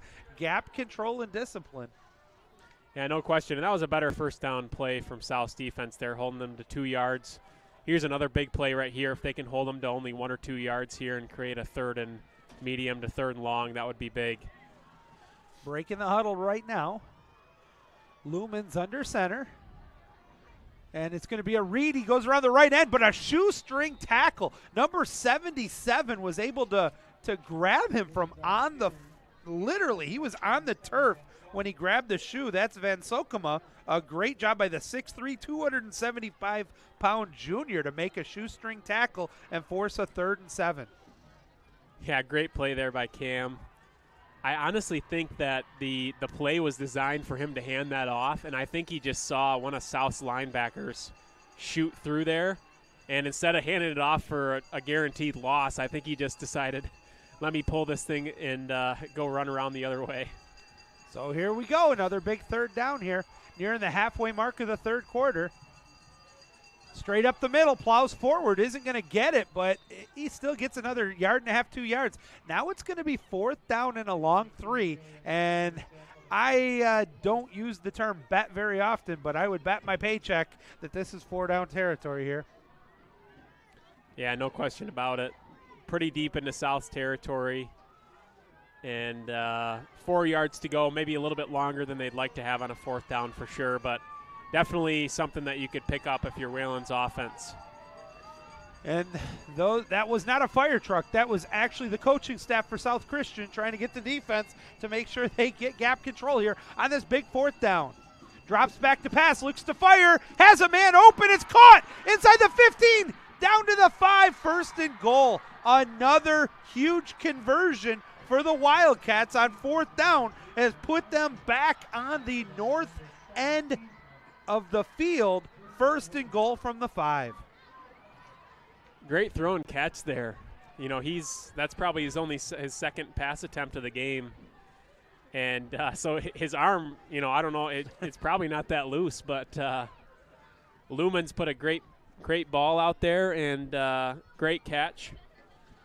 Jake DeHaan was on the coverage there, almost broke that play up. Looked like he had an opportunity to maybe get a hand on it, but just out of his reach, and big play for Wayland. Rolling, trying to keep it inside, goes with it straight forward. Lumens, he's going to battle it down. Did the ball come out? No, they're just going to say he's down at the 1 yard line, but after a pickup of 4 on another good read, and I am really impressed with the play of Dustin Lumens. He's played about as good of a game as you could play against this South defense. And now a huge opportunity for the Wildcats to take the lead and they've had the ball for the entire third quarter here. We're down to 4 minutes to go in the third quarter, 2nd and goal from the 1. Straight ahead, forward he pushes. Did he get in?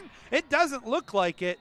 A great push by the linebackers, and this was the opposite of how they scored their first touchdown on 4th down. This time the South Christian front 4 got the line held, and then the linebackers came and pushed the line back. That was interesting reciprocal play of what we saw in the touchdown on the 4th down play at the end of the half.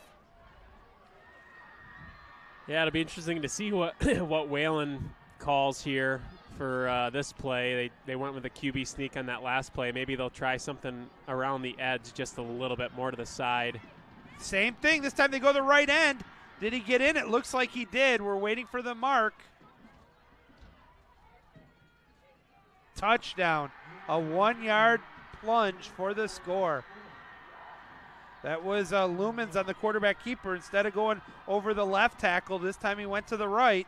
And the second touchdown of the game for Wayland is exactly the same as the first, a 1 yard plunge after a lengthy drive of over 8 minutes. That's exactly the kind of possession that Wayland was hoping for coming out of halftime. And a disappointing drive if you're South. Ooh, just snuck that extra point in there. It looked like he almost missed it. That would have been a huge play too. But with 3:56 to go, it is now 14-7 in favor of the visitors from Wayland. Yeah, recapping that scoring drive by Wayland there. Took 12 plays, went 80 yards, 8 minutes and 4-second drive. Took that much time off the clock and ended in that Lumens 1 yard touchdown run. And really just, for the most part, just kept getting chunks and chunks of yardage. Kind of one of those key plays in that drive was that 4th down conversion, that 4th and 4, and that little pass play that Lumens had there to keep the drive going. That was kind of a big play. And yeah, what a huge drive by Wayland. I mean, you could definitely say the momentum is definitely on the visitor sideline here.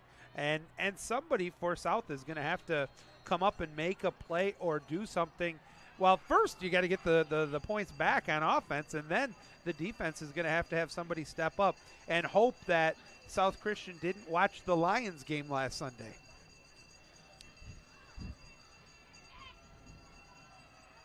It's another little pooch kickoff, and it's going to go out of bounds. That's a huge break for the Sailors. Instead of at the around the 20, they're going to get it at the 35 to start this possession. And let's see now what we're going to see from quarterback Jake DeHaan, the 6'2", 290-pound senior. He has been more than content throughout his career of putting his team on his shoulders, and he's probably going to have to make some good reads and decisions on this drive-in for the rest of this game. No question. I expect Coach Zach Blackwire to come out throwing the ball and try to put up a quick score here and get some of that momentum back. DeHaan by himself in the backfield. He's got trip receivers on the strong side, 2 on the weak side. Ball's on the left hash mark, going left or right on your dial. Blitz coming, fires it. Not a great throw, off the mark once again. That was a long pass to the flat, and it was incomplete, and it's going to be 2nd and 10. Yeah, just a little bit too far outside there. I do like that South has come out throwing the ball here and kind of went 5 wide, try to stretch the field a little bit. Incompletions like that keep time on the clock, and they want to, South wants to try to get as many possessions in as they can. So I like the fact that they're coming out throwing the ball here. Same formation again. This time a quarterback keeper. I was just going to say that. He's over the 40, 45, near midfield, still on his feet. Inside Wayland territory to the 47. A good run. Man, I didn't even 18-yard run there for Jacob DeHaan. I was just about to set it up. That split when you have the trip receivers on the strong side, the duo on the weak side, that opens up the quarterback option or the quarterback draw, and a great read there by DeHaan. Yeah, no question. Kind of going hurry up here and trying to get some quick plays in and get Wayland's defense a little bit tired. And it's a keeper once again inside the 40, still on his feet. He's inside the 30, the 20, cuts inside, and he's going to be brought down at the 12. But another great keep there by DeHaan, and another first down for the Sailors. That time it was a 35-yard run, and that was an option for him, whether he was going to hand the ball off on the end around. He keeps it himself, tiptoes down the sideline, and it's going to be inside the red zone for the Sailors with a chance to tie it up with 3:03 to go. We talked about the 8+ minute drive for Wayland. We've not even had the ball a minute here, and they're knocking on pay dirt's doors. Brinks in the backfield now with DeHaan.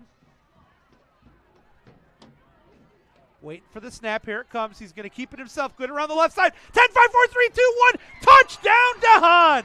Good googly moogly. A 12-yard run. He followed the left side of the line. He was able to, as I just said, John, put the team on his shoulders and take them to the gold. And it's a big, big touchdown run there for DeHaan. Yeah, what a tremendous drive. What a great response from the Sailors. And really, obviously, Jake DeHaan, what a huge possession for him on the ground. But give that offensive line credit, too. We talked about at halftime that the offensive line needed to be more productive and create better holes.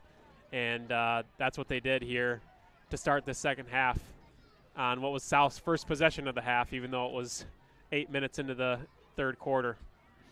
Brinks' kick, it's up, it's end over end, it's good. And with 2:41 to go in the third quarter, it took about, let's say, maybe a minute, minute 15 for the Sailors to retie the game at 14 apiece. We're going to step out. We'll have the scoring summary when we get back. 14-14 is our score here. SportsRadio.com. For 85 years, Sobey Company has been a premier commercial construction contractor specializing in everything from walls and ceilings to floors and insulation. We have been part of almost every large commercial construction project in West Michigan, including the newly constructed South Christian High School, Byron Center Christian renovations, and 2 expansion projects at Dutton Christian. Our skilled and talented craftsmen can make any interior dream you have on a construction project a reality. Go Sailors! Welcome back here, sports fans. I'm Joey Sutherland, filling in again today here on MichiganSportsRadio.com's coverage of South Christian football. John Wasink is my tag team partner here. And we're getting set for the ensuing kickoff here. We're tied 14 apiece late in the third quarter. Brinks has it teed up. He wants to pin the Wildcats deep. He gets a squibber. It's going to be picked up at the 8, over the 15 to the 20. Cuts to the outside, but a great open field tackle is going to limit Wayland to 1st and 10 from their own 21-yard line. And hopefully the defense can get a little bit of momentum from that offensive series there for the Sailors. Yeah, recapping that scoring drive from South there. Took only 4 plays, went 65 yards, ended in that 12-yard touchdown run by Jake DeHaan, and it was really DeHaan on the ground the whole series. And that offensive line really opening up those huge holes for Jake to run through. And, yeah, this is another big possession. You know, when possessions are very few in a game like this, every possession matters a little bit more. And, you know, there probably won't be too many more possessions in this game overall. And so let's see if South can really be on their P's and Q's here and get a good stop.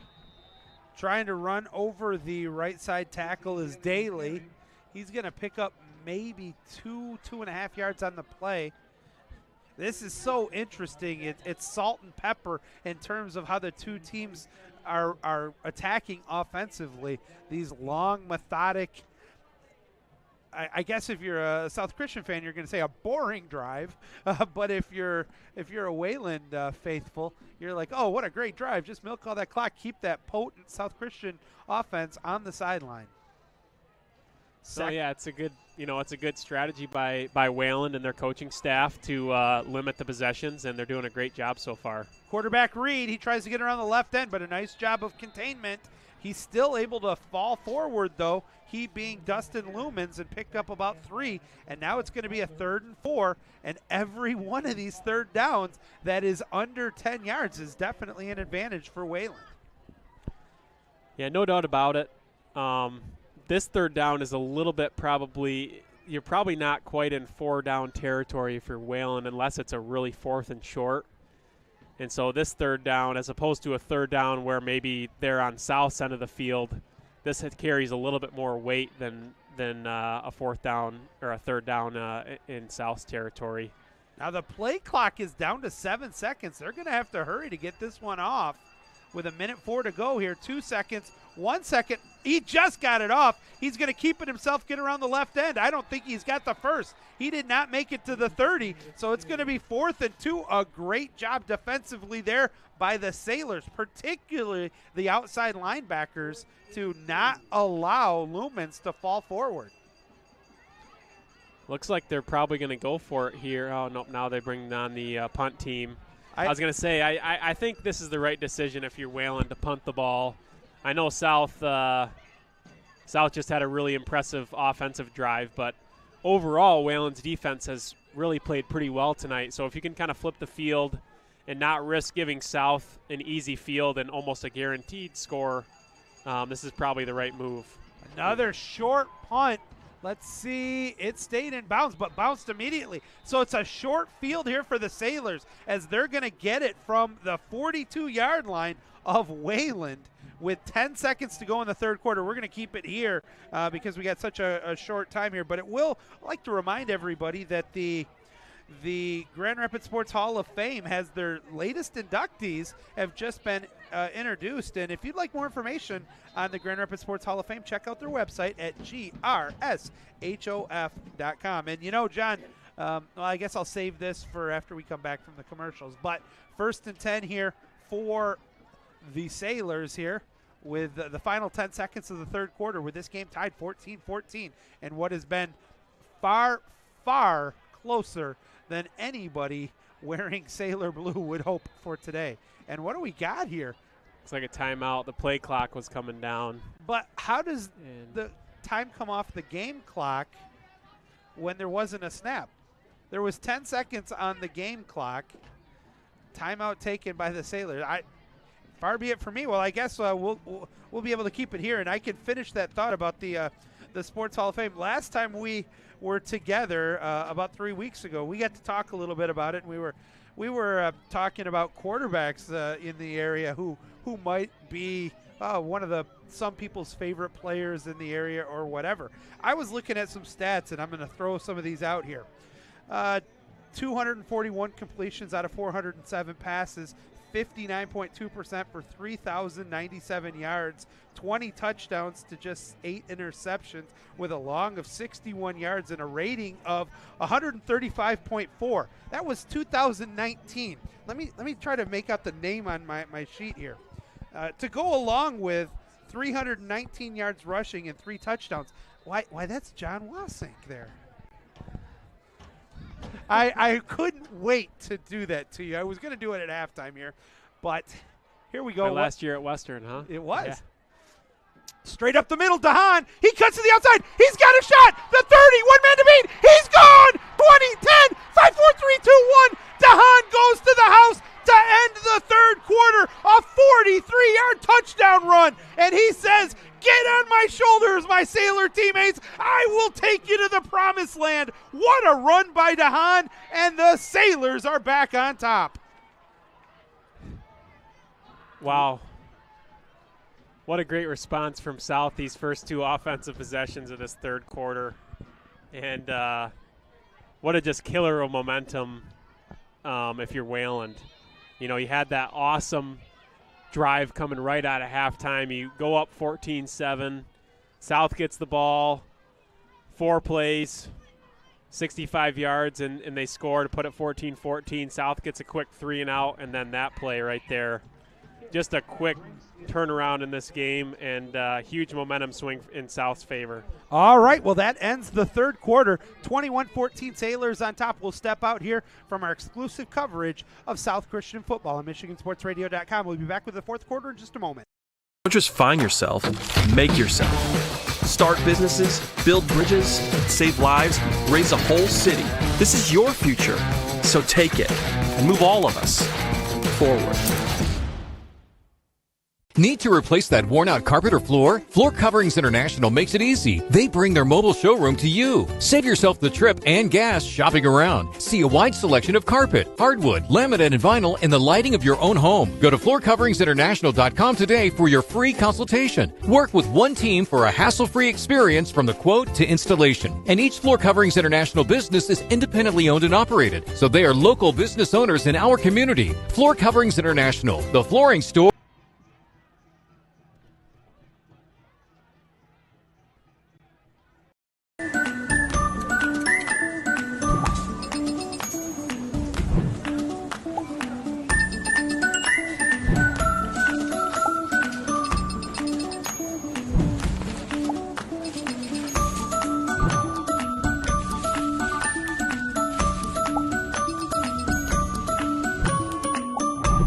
What would you do with some extra time? Shop Fastlane today.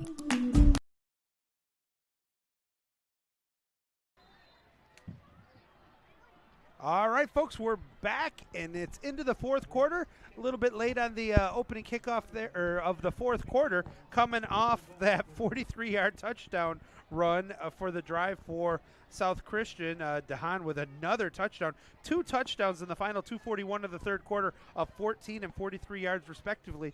What do you got for the scoring summary on that one, John? Yeah, like you just described, just a one play 43-yard touchdown run.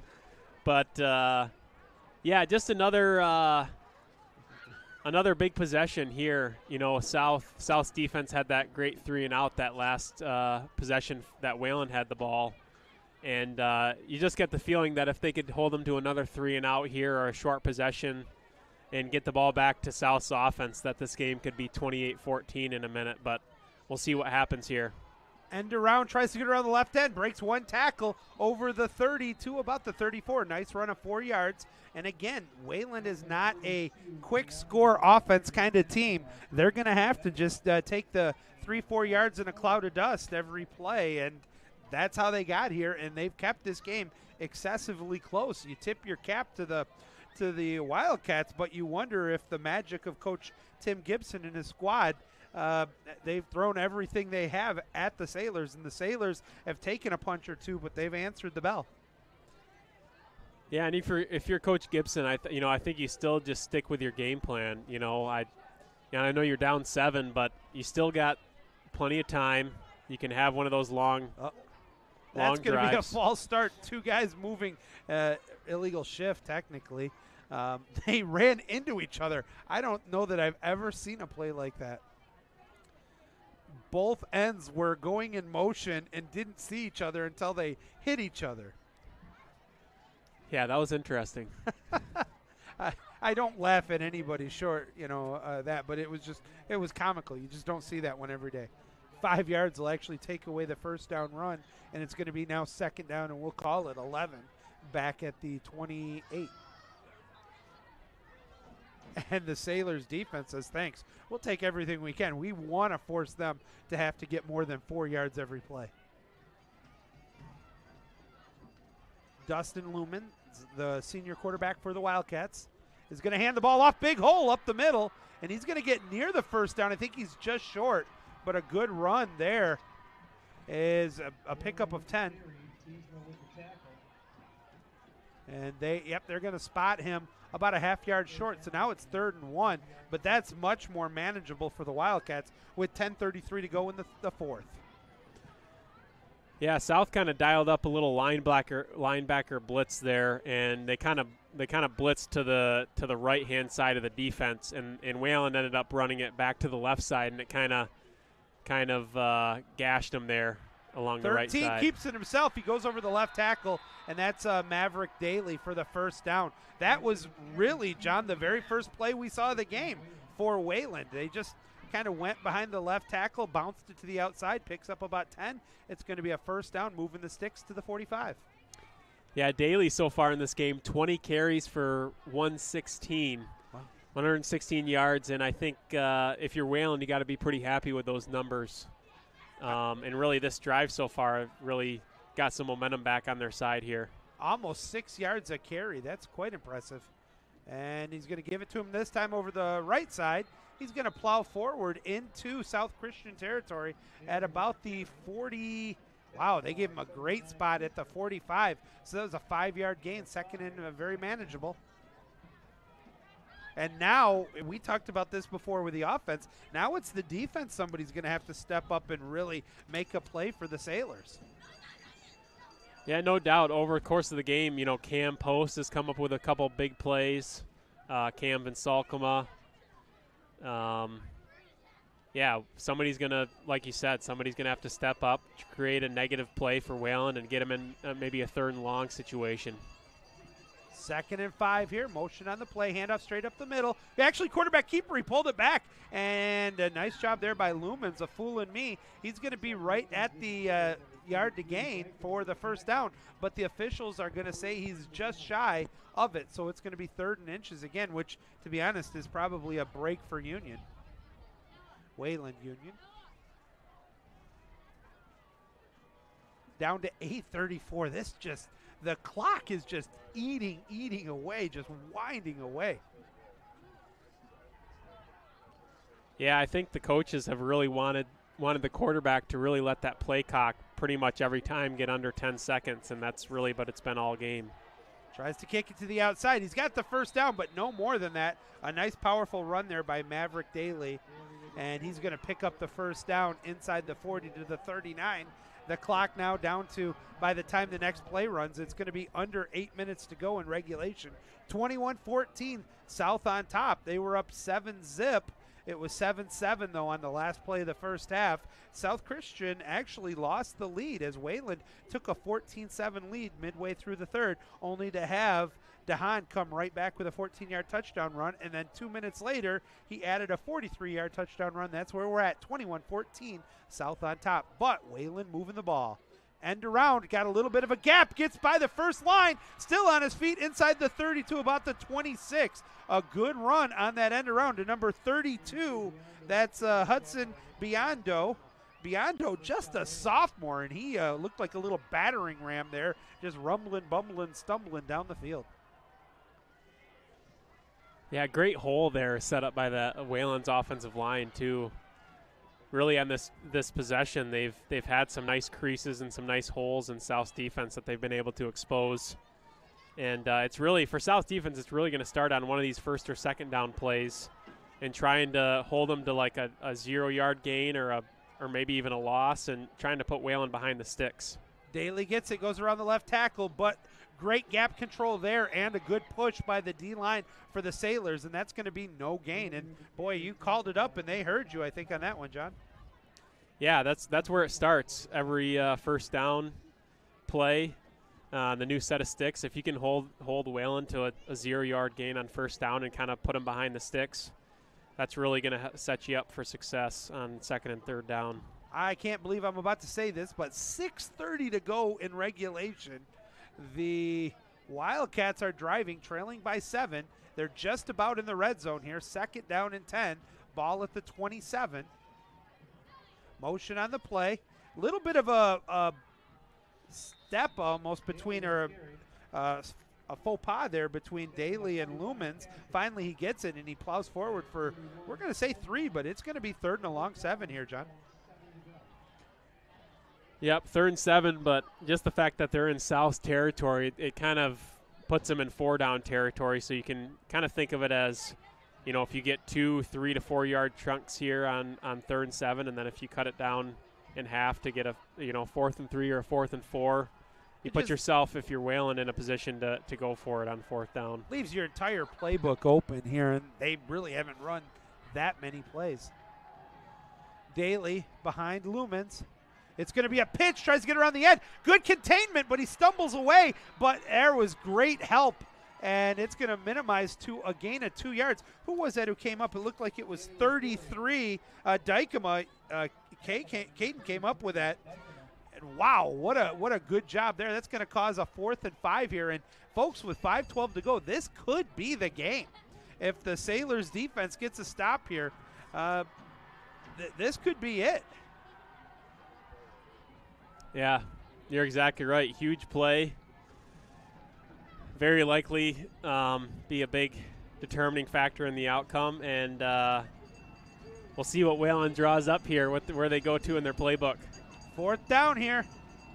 A little bit of movement there. Let's see if they call a timeout, and they will. With 4:43 to go, what I have to believe is a spectacular timeout called by Tim Gibson and the Wayland Union. That'll give us a chance to step out. We'll have that 4th quarter coming up with you just a moment. Keep it here on MichiganSportsRadio.com. Looking for a great place to buy a used truck or car? Check out Extreme Truck and Auto Center, located at 1098 O'Malley Drive in Coopersville. They have a huge selection of trucks, cars, vans, and SUVs. Stop by their lot or give them a call at 616-384-3777. You can check out their inventory at xtacenter.com. Don't just find yourself, make yourself. Start businesses, build bridges, save lives, raise a whole city. This is your future, so take it and move all of us forward. Welcome back here, sports fans. Joey Sutherland and John Wassink here with you on MichiganSportsRadio.com's coverage of South Christian Sailor football. Thank you for joining us. We've had a good one here tonight, 21-14. Sailors on top, but it could be coming down to this 4th down play. 4th down and a long 4 coming up here for Wayland. Can the Sailors get a stop?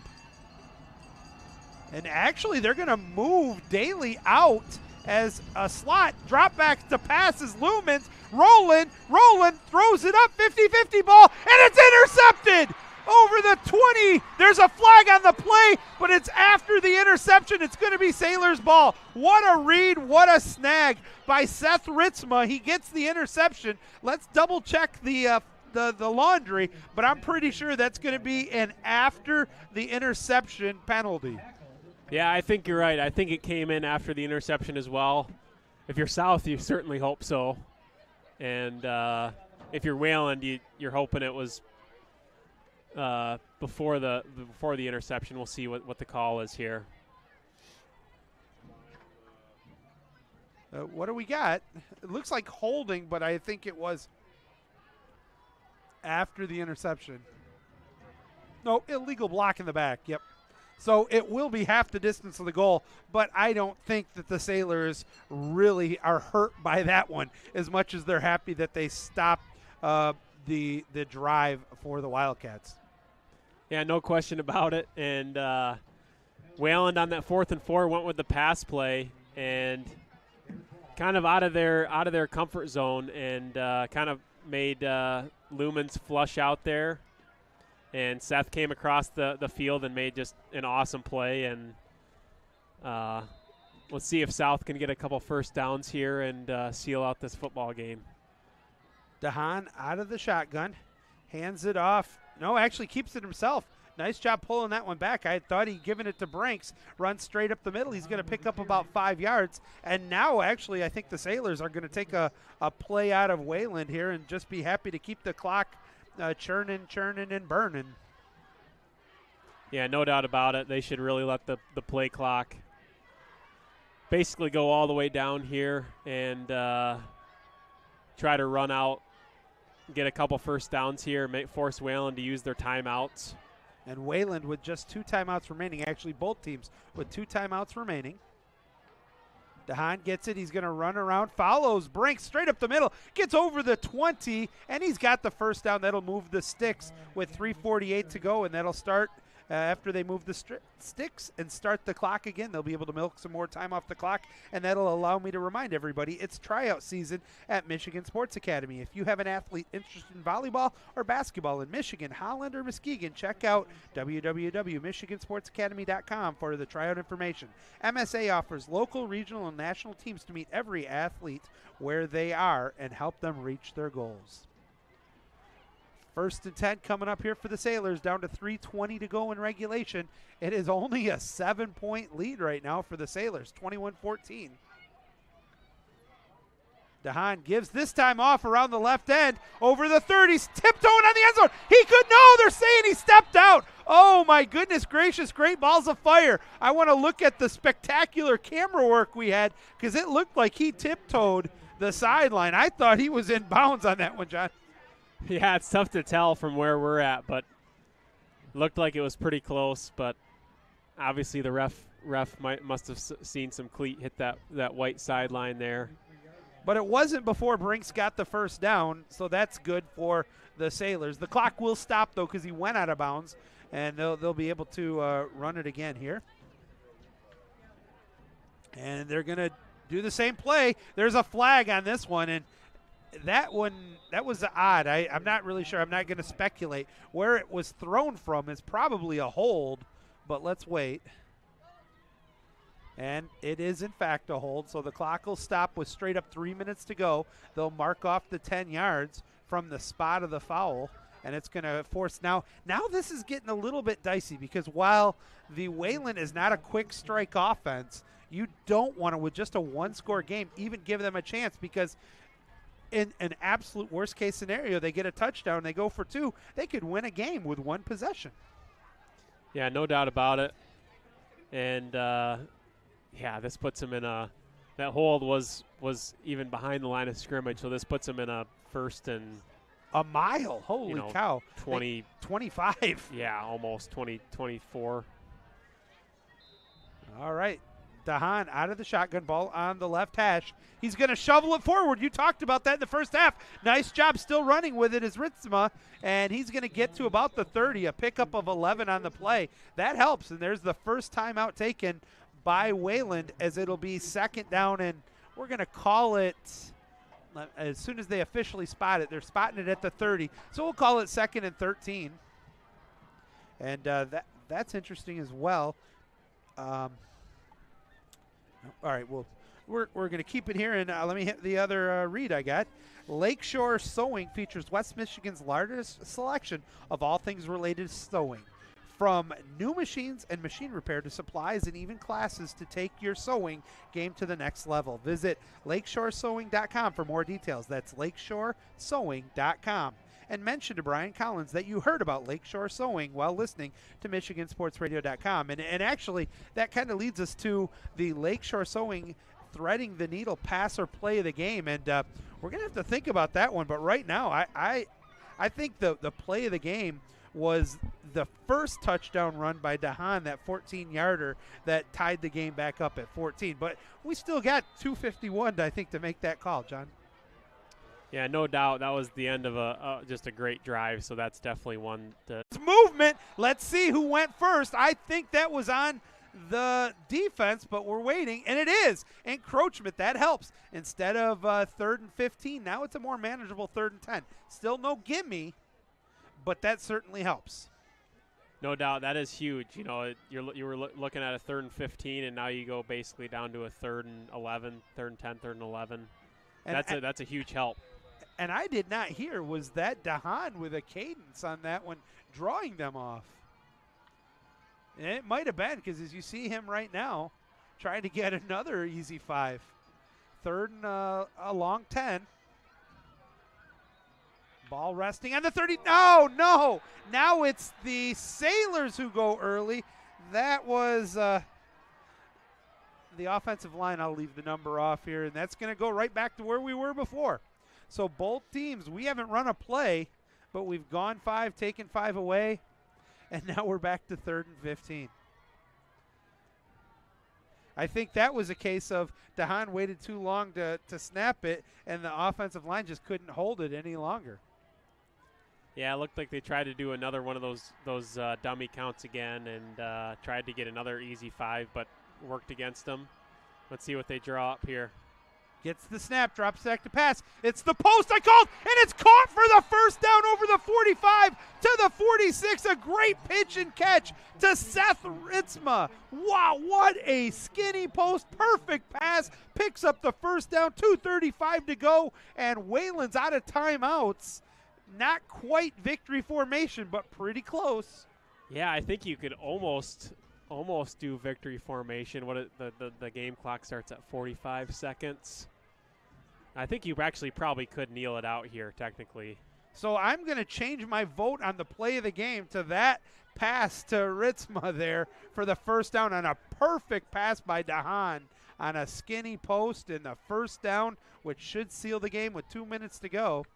They'll run one play, and after this, I don't think I'd give the ball off, but trying to cut around, it's still on his feet. Finally brought down inside Wayland territory to the 46. Thought he got his face mask pulled. Is number 8, Nate Brinks. Pickup of a long 7 on the play, 2nd and 2, but with 34 seconds to go, 2nd and 3. It is so close on this one. Yeah, just going back to that 3rd and long play. I mean, obviously we just talked about it, but that's I mean, honestly, the winning play of the game. Otherwise you don't convert there. You give Wayland some life. You give him the ball back with a chance to score. And what just a great throw and a great catch. Great protection by the offensive line too. Don't downplay the protection there from the O-line. Brinks cuts inside. He doesn't want to go out of bounds, and he doesn't. He gets to the 30 as a first down. Now it'll be victory formation. But I tell you what, I'm going to even go a little more than that, John. I'm going to say that offensive line gave him time. There was not even a hint of pressure coming on him. He took 3 steps back. He waited, had to wait about 2 seconds for him to get for that post and hit him on a perfect pass. A great catch, because if Seth doesn't catch that, the clock stops for the incomplete pass. Victory formation now. You're not going to take any chances now. And you're going to see Dahan just take a knee, one more snap, and this one's over. And, folks, it wasn't pretty. It wasn't what was scripted, but it's still going to be win number 7. And for the Sailors, they are now 7-0, and more importantly, 5-0 in the OK Gold Conference. They are just continuing to play good football here. The final 10 seconds are going to be counting off, but now it's time. You don't look past anybody, but with this victory over Wayland, now you go on the road for the final 2 games. Next week, Kennewa Hills. That's not a gimme, but they have yet to win a game. So for all practical purposes, you feel confident about that. It's setting the stage for October 21st when the Sailors will head to Forest Hills Eastern, and a game, if everything plays out the way it looks like, will be the only team with a chance to potentially down South Christian for the OK Gold Conference Championship. Great game here. What's a few things that sticks out other than the poise of Dahan showing what he had, the gumption when it mattered? Yeah, really, and not just only Dahan, just the whole team in general. That they really, coming out of halftime, Wayland takes the momentum right out of halftime and goes up 14-7, and just the gumption of the Sailors tonight, the coaching staff, the offensive linemen, just everybody involved. Made the gutsy plays when they needed to be made, and came out with a big victory. And like you said, it's setting up South to one more down, and 7-0 on the season, and setting them up for a good chance to win the OK Gold title. Well, we'll step out for another word from our sponsors. We'll have our final thoughts coming back in just a minute, but it's an impressive 21-14 victory for the Sailors. We'll be right back on MichiganSportsRadio.com. Sports Academies offers quality youth sports in Grand Rapids, Holland, and Muskegon. With a wide variety of programming, MSA has something for new athletes who are just starting out to experienced athletes looking to take their game to the next level. Year-round programming is offered in basketball, lacrosse, soccer, and volleyball. Your athlete will love the quality of instruction from experienced coaches and state-of-the-art facilities conveniently located in Grand Rapids and along the lakeshore. Check us out at MichiganSportsAcademies.com. Looking for a great place to buy a used truck or car? Check out Extreme Truck and Auto Center, located at 1098 O'Malley Drive in Coopersville. They have a huge selection of trucks, cars, vans, and SUVs. Stop by their lot or give them a call at 616-384-3777. You can check out their inventory at xtacenter.com. We welcome you back for the final time here tonight after the impressive South Christian 21-14 victory over Wayland. And for John Wasink and myself, Joey Sutherland, we want to thank you for joining us. And, you know, let's go back to that last drive. And we talked about gumption and making a stand or showing the heart that you have. With 4 minutes to go, a little over 4 minutes to go, the Sailors got the ball in the fourth quarter. And they were deep in their own territory. I mean, honestly, it was still a good opportunity for Wayland to have a chance to get the ball back and perhaps even win this game. The Sailors, to their credit, they just said, no, we're not losing this game, John. And, you know, that was not – I talked about the play of DeHaan, but you were right. It was the offensive line. It was Brinks with the lead blocks or the one run he had. It was an entire team effort. Yeah, no question. And it all culminated on that long third down play, that 3rd and 15 with, you know, probably was somewhere in the a little bit over 2 minute range. And that was really the key play of the game. You know, great protection by the South's offensive line, gave Jake time to throw the ball, delivered a great throw to Seth Ritzma, and Seth Ritzma, knowing that he was going to get hit right after he caught the ball, hung onto that thing and converted, and that's what really sealed the game for South. Are we under unanimous opinion that that's going to be our Lakeshore Sewing Threading the Needle play of the game? Yeah, no doubt about it. It was huge. After first offsides and then a false start, made it go back to that 3rd and just over 15 before they were able to convert that. Now, one thing I don't think we've done enough of here, John, is tip our cap to Wayland. They came in here in a situation they had no business being in this game, and they gave South everything they could handle and then some. Yeah, no question. They really for the most part dictated the game. And kind of played the way they wanted to play the game. They limited the number of possessions. They really held the ball on offense for a majority of the game. And, you know, I think they limited the possessions. You know, South probably only had about 8 possessions total on offense. And, you know, I would say a typical game, a high school game, you know, they probably have at least somewhere in the 12 to 15 possession range. And, yeah, Wayland just did an awesome job. They were physical up front on the lines of scrimmage and really gave South a big test tonight. Well, remember, it was 7-7 at halftime thanks to the score by Wayland just before the half. And then Wayland actually took the lead at the 3:56 mark of the third quarter, taking a 14-7 lead. But it was late in that third quarter, before the third quarter was over, 2 touchdown runs by who else? Jake DeHaan. The first one, the 14-yard touchdown run, tied the game at 14 thanks to the extra point that was converted by Brinks. And then the 43-yard touchdown run, the last play of the third quarter, which happened to be the last score of the game, led to the 21-14 final. And as you know, before we set the stage for next week, anything in the stats stick out for you from tonight's game? Yeah, pretty even stat sheet overall. You know, South had 258 yards of total offense, and Wayland had 223. So, not a huge discrepancy there. Really a pretty even game stat-wise. You know, one of the big plays was the fact that South got a turnover. Ritzema had that interception, and whenever you can win that turnover battle, it always helps you win the game. It's always a big factor in the game.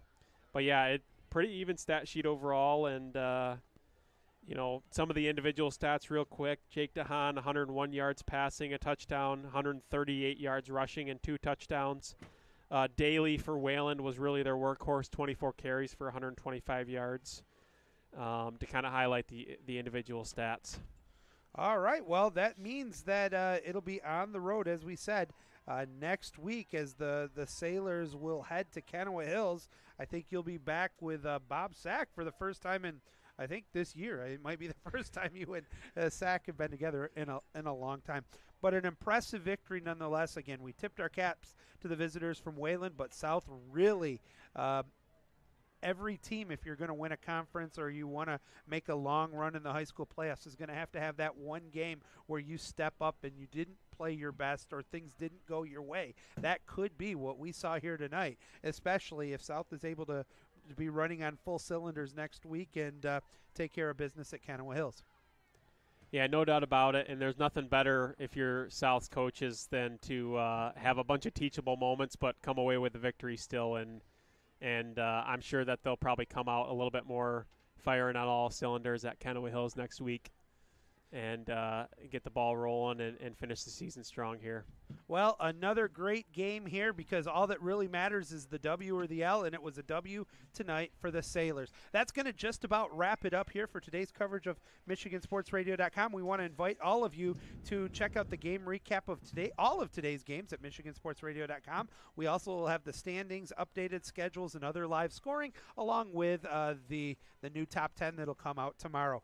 John, it's always a pleasure working with you. Thank you for putting up with me here a couple times here. I also want a big thank you to Tim Chenoweth, who is just a legend at stats and getting information to you. And then our executive producer, of course, Mr. Todd Schrotenboer.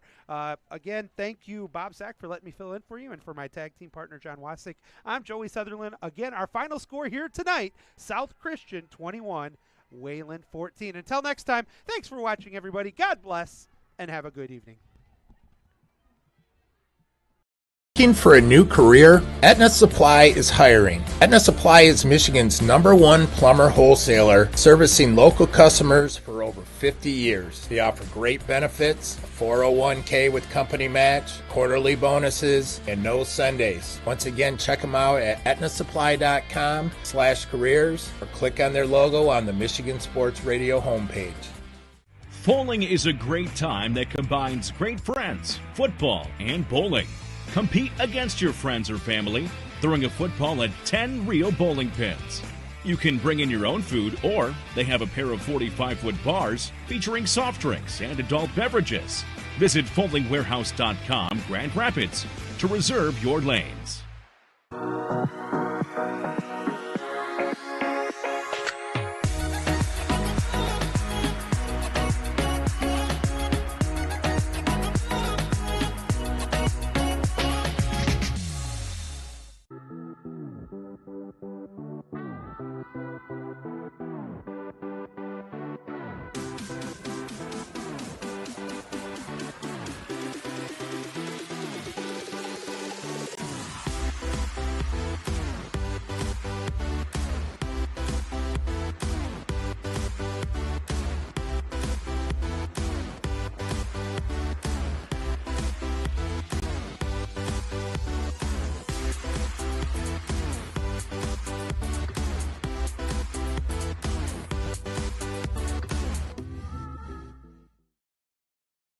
Call it a sense of purpose, a higher calling. At Dean Transportation, we call it our passion. It's simply who we are. 60 years of pioneering the best health and safety standards because safe student transportation is essential.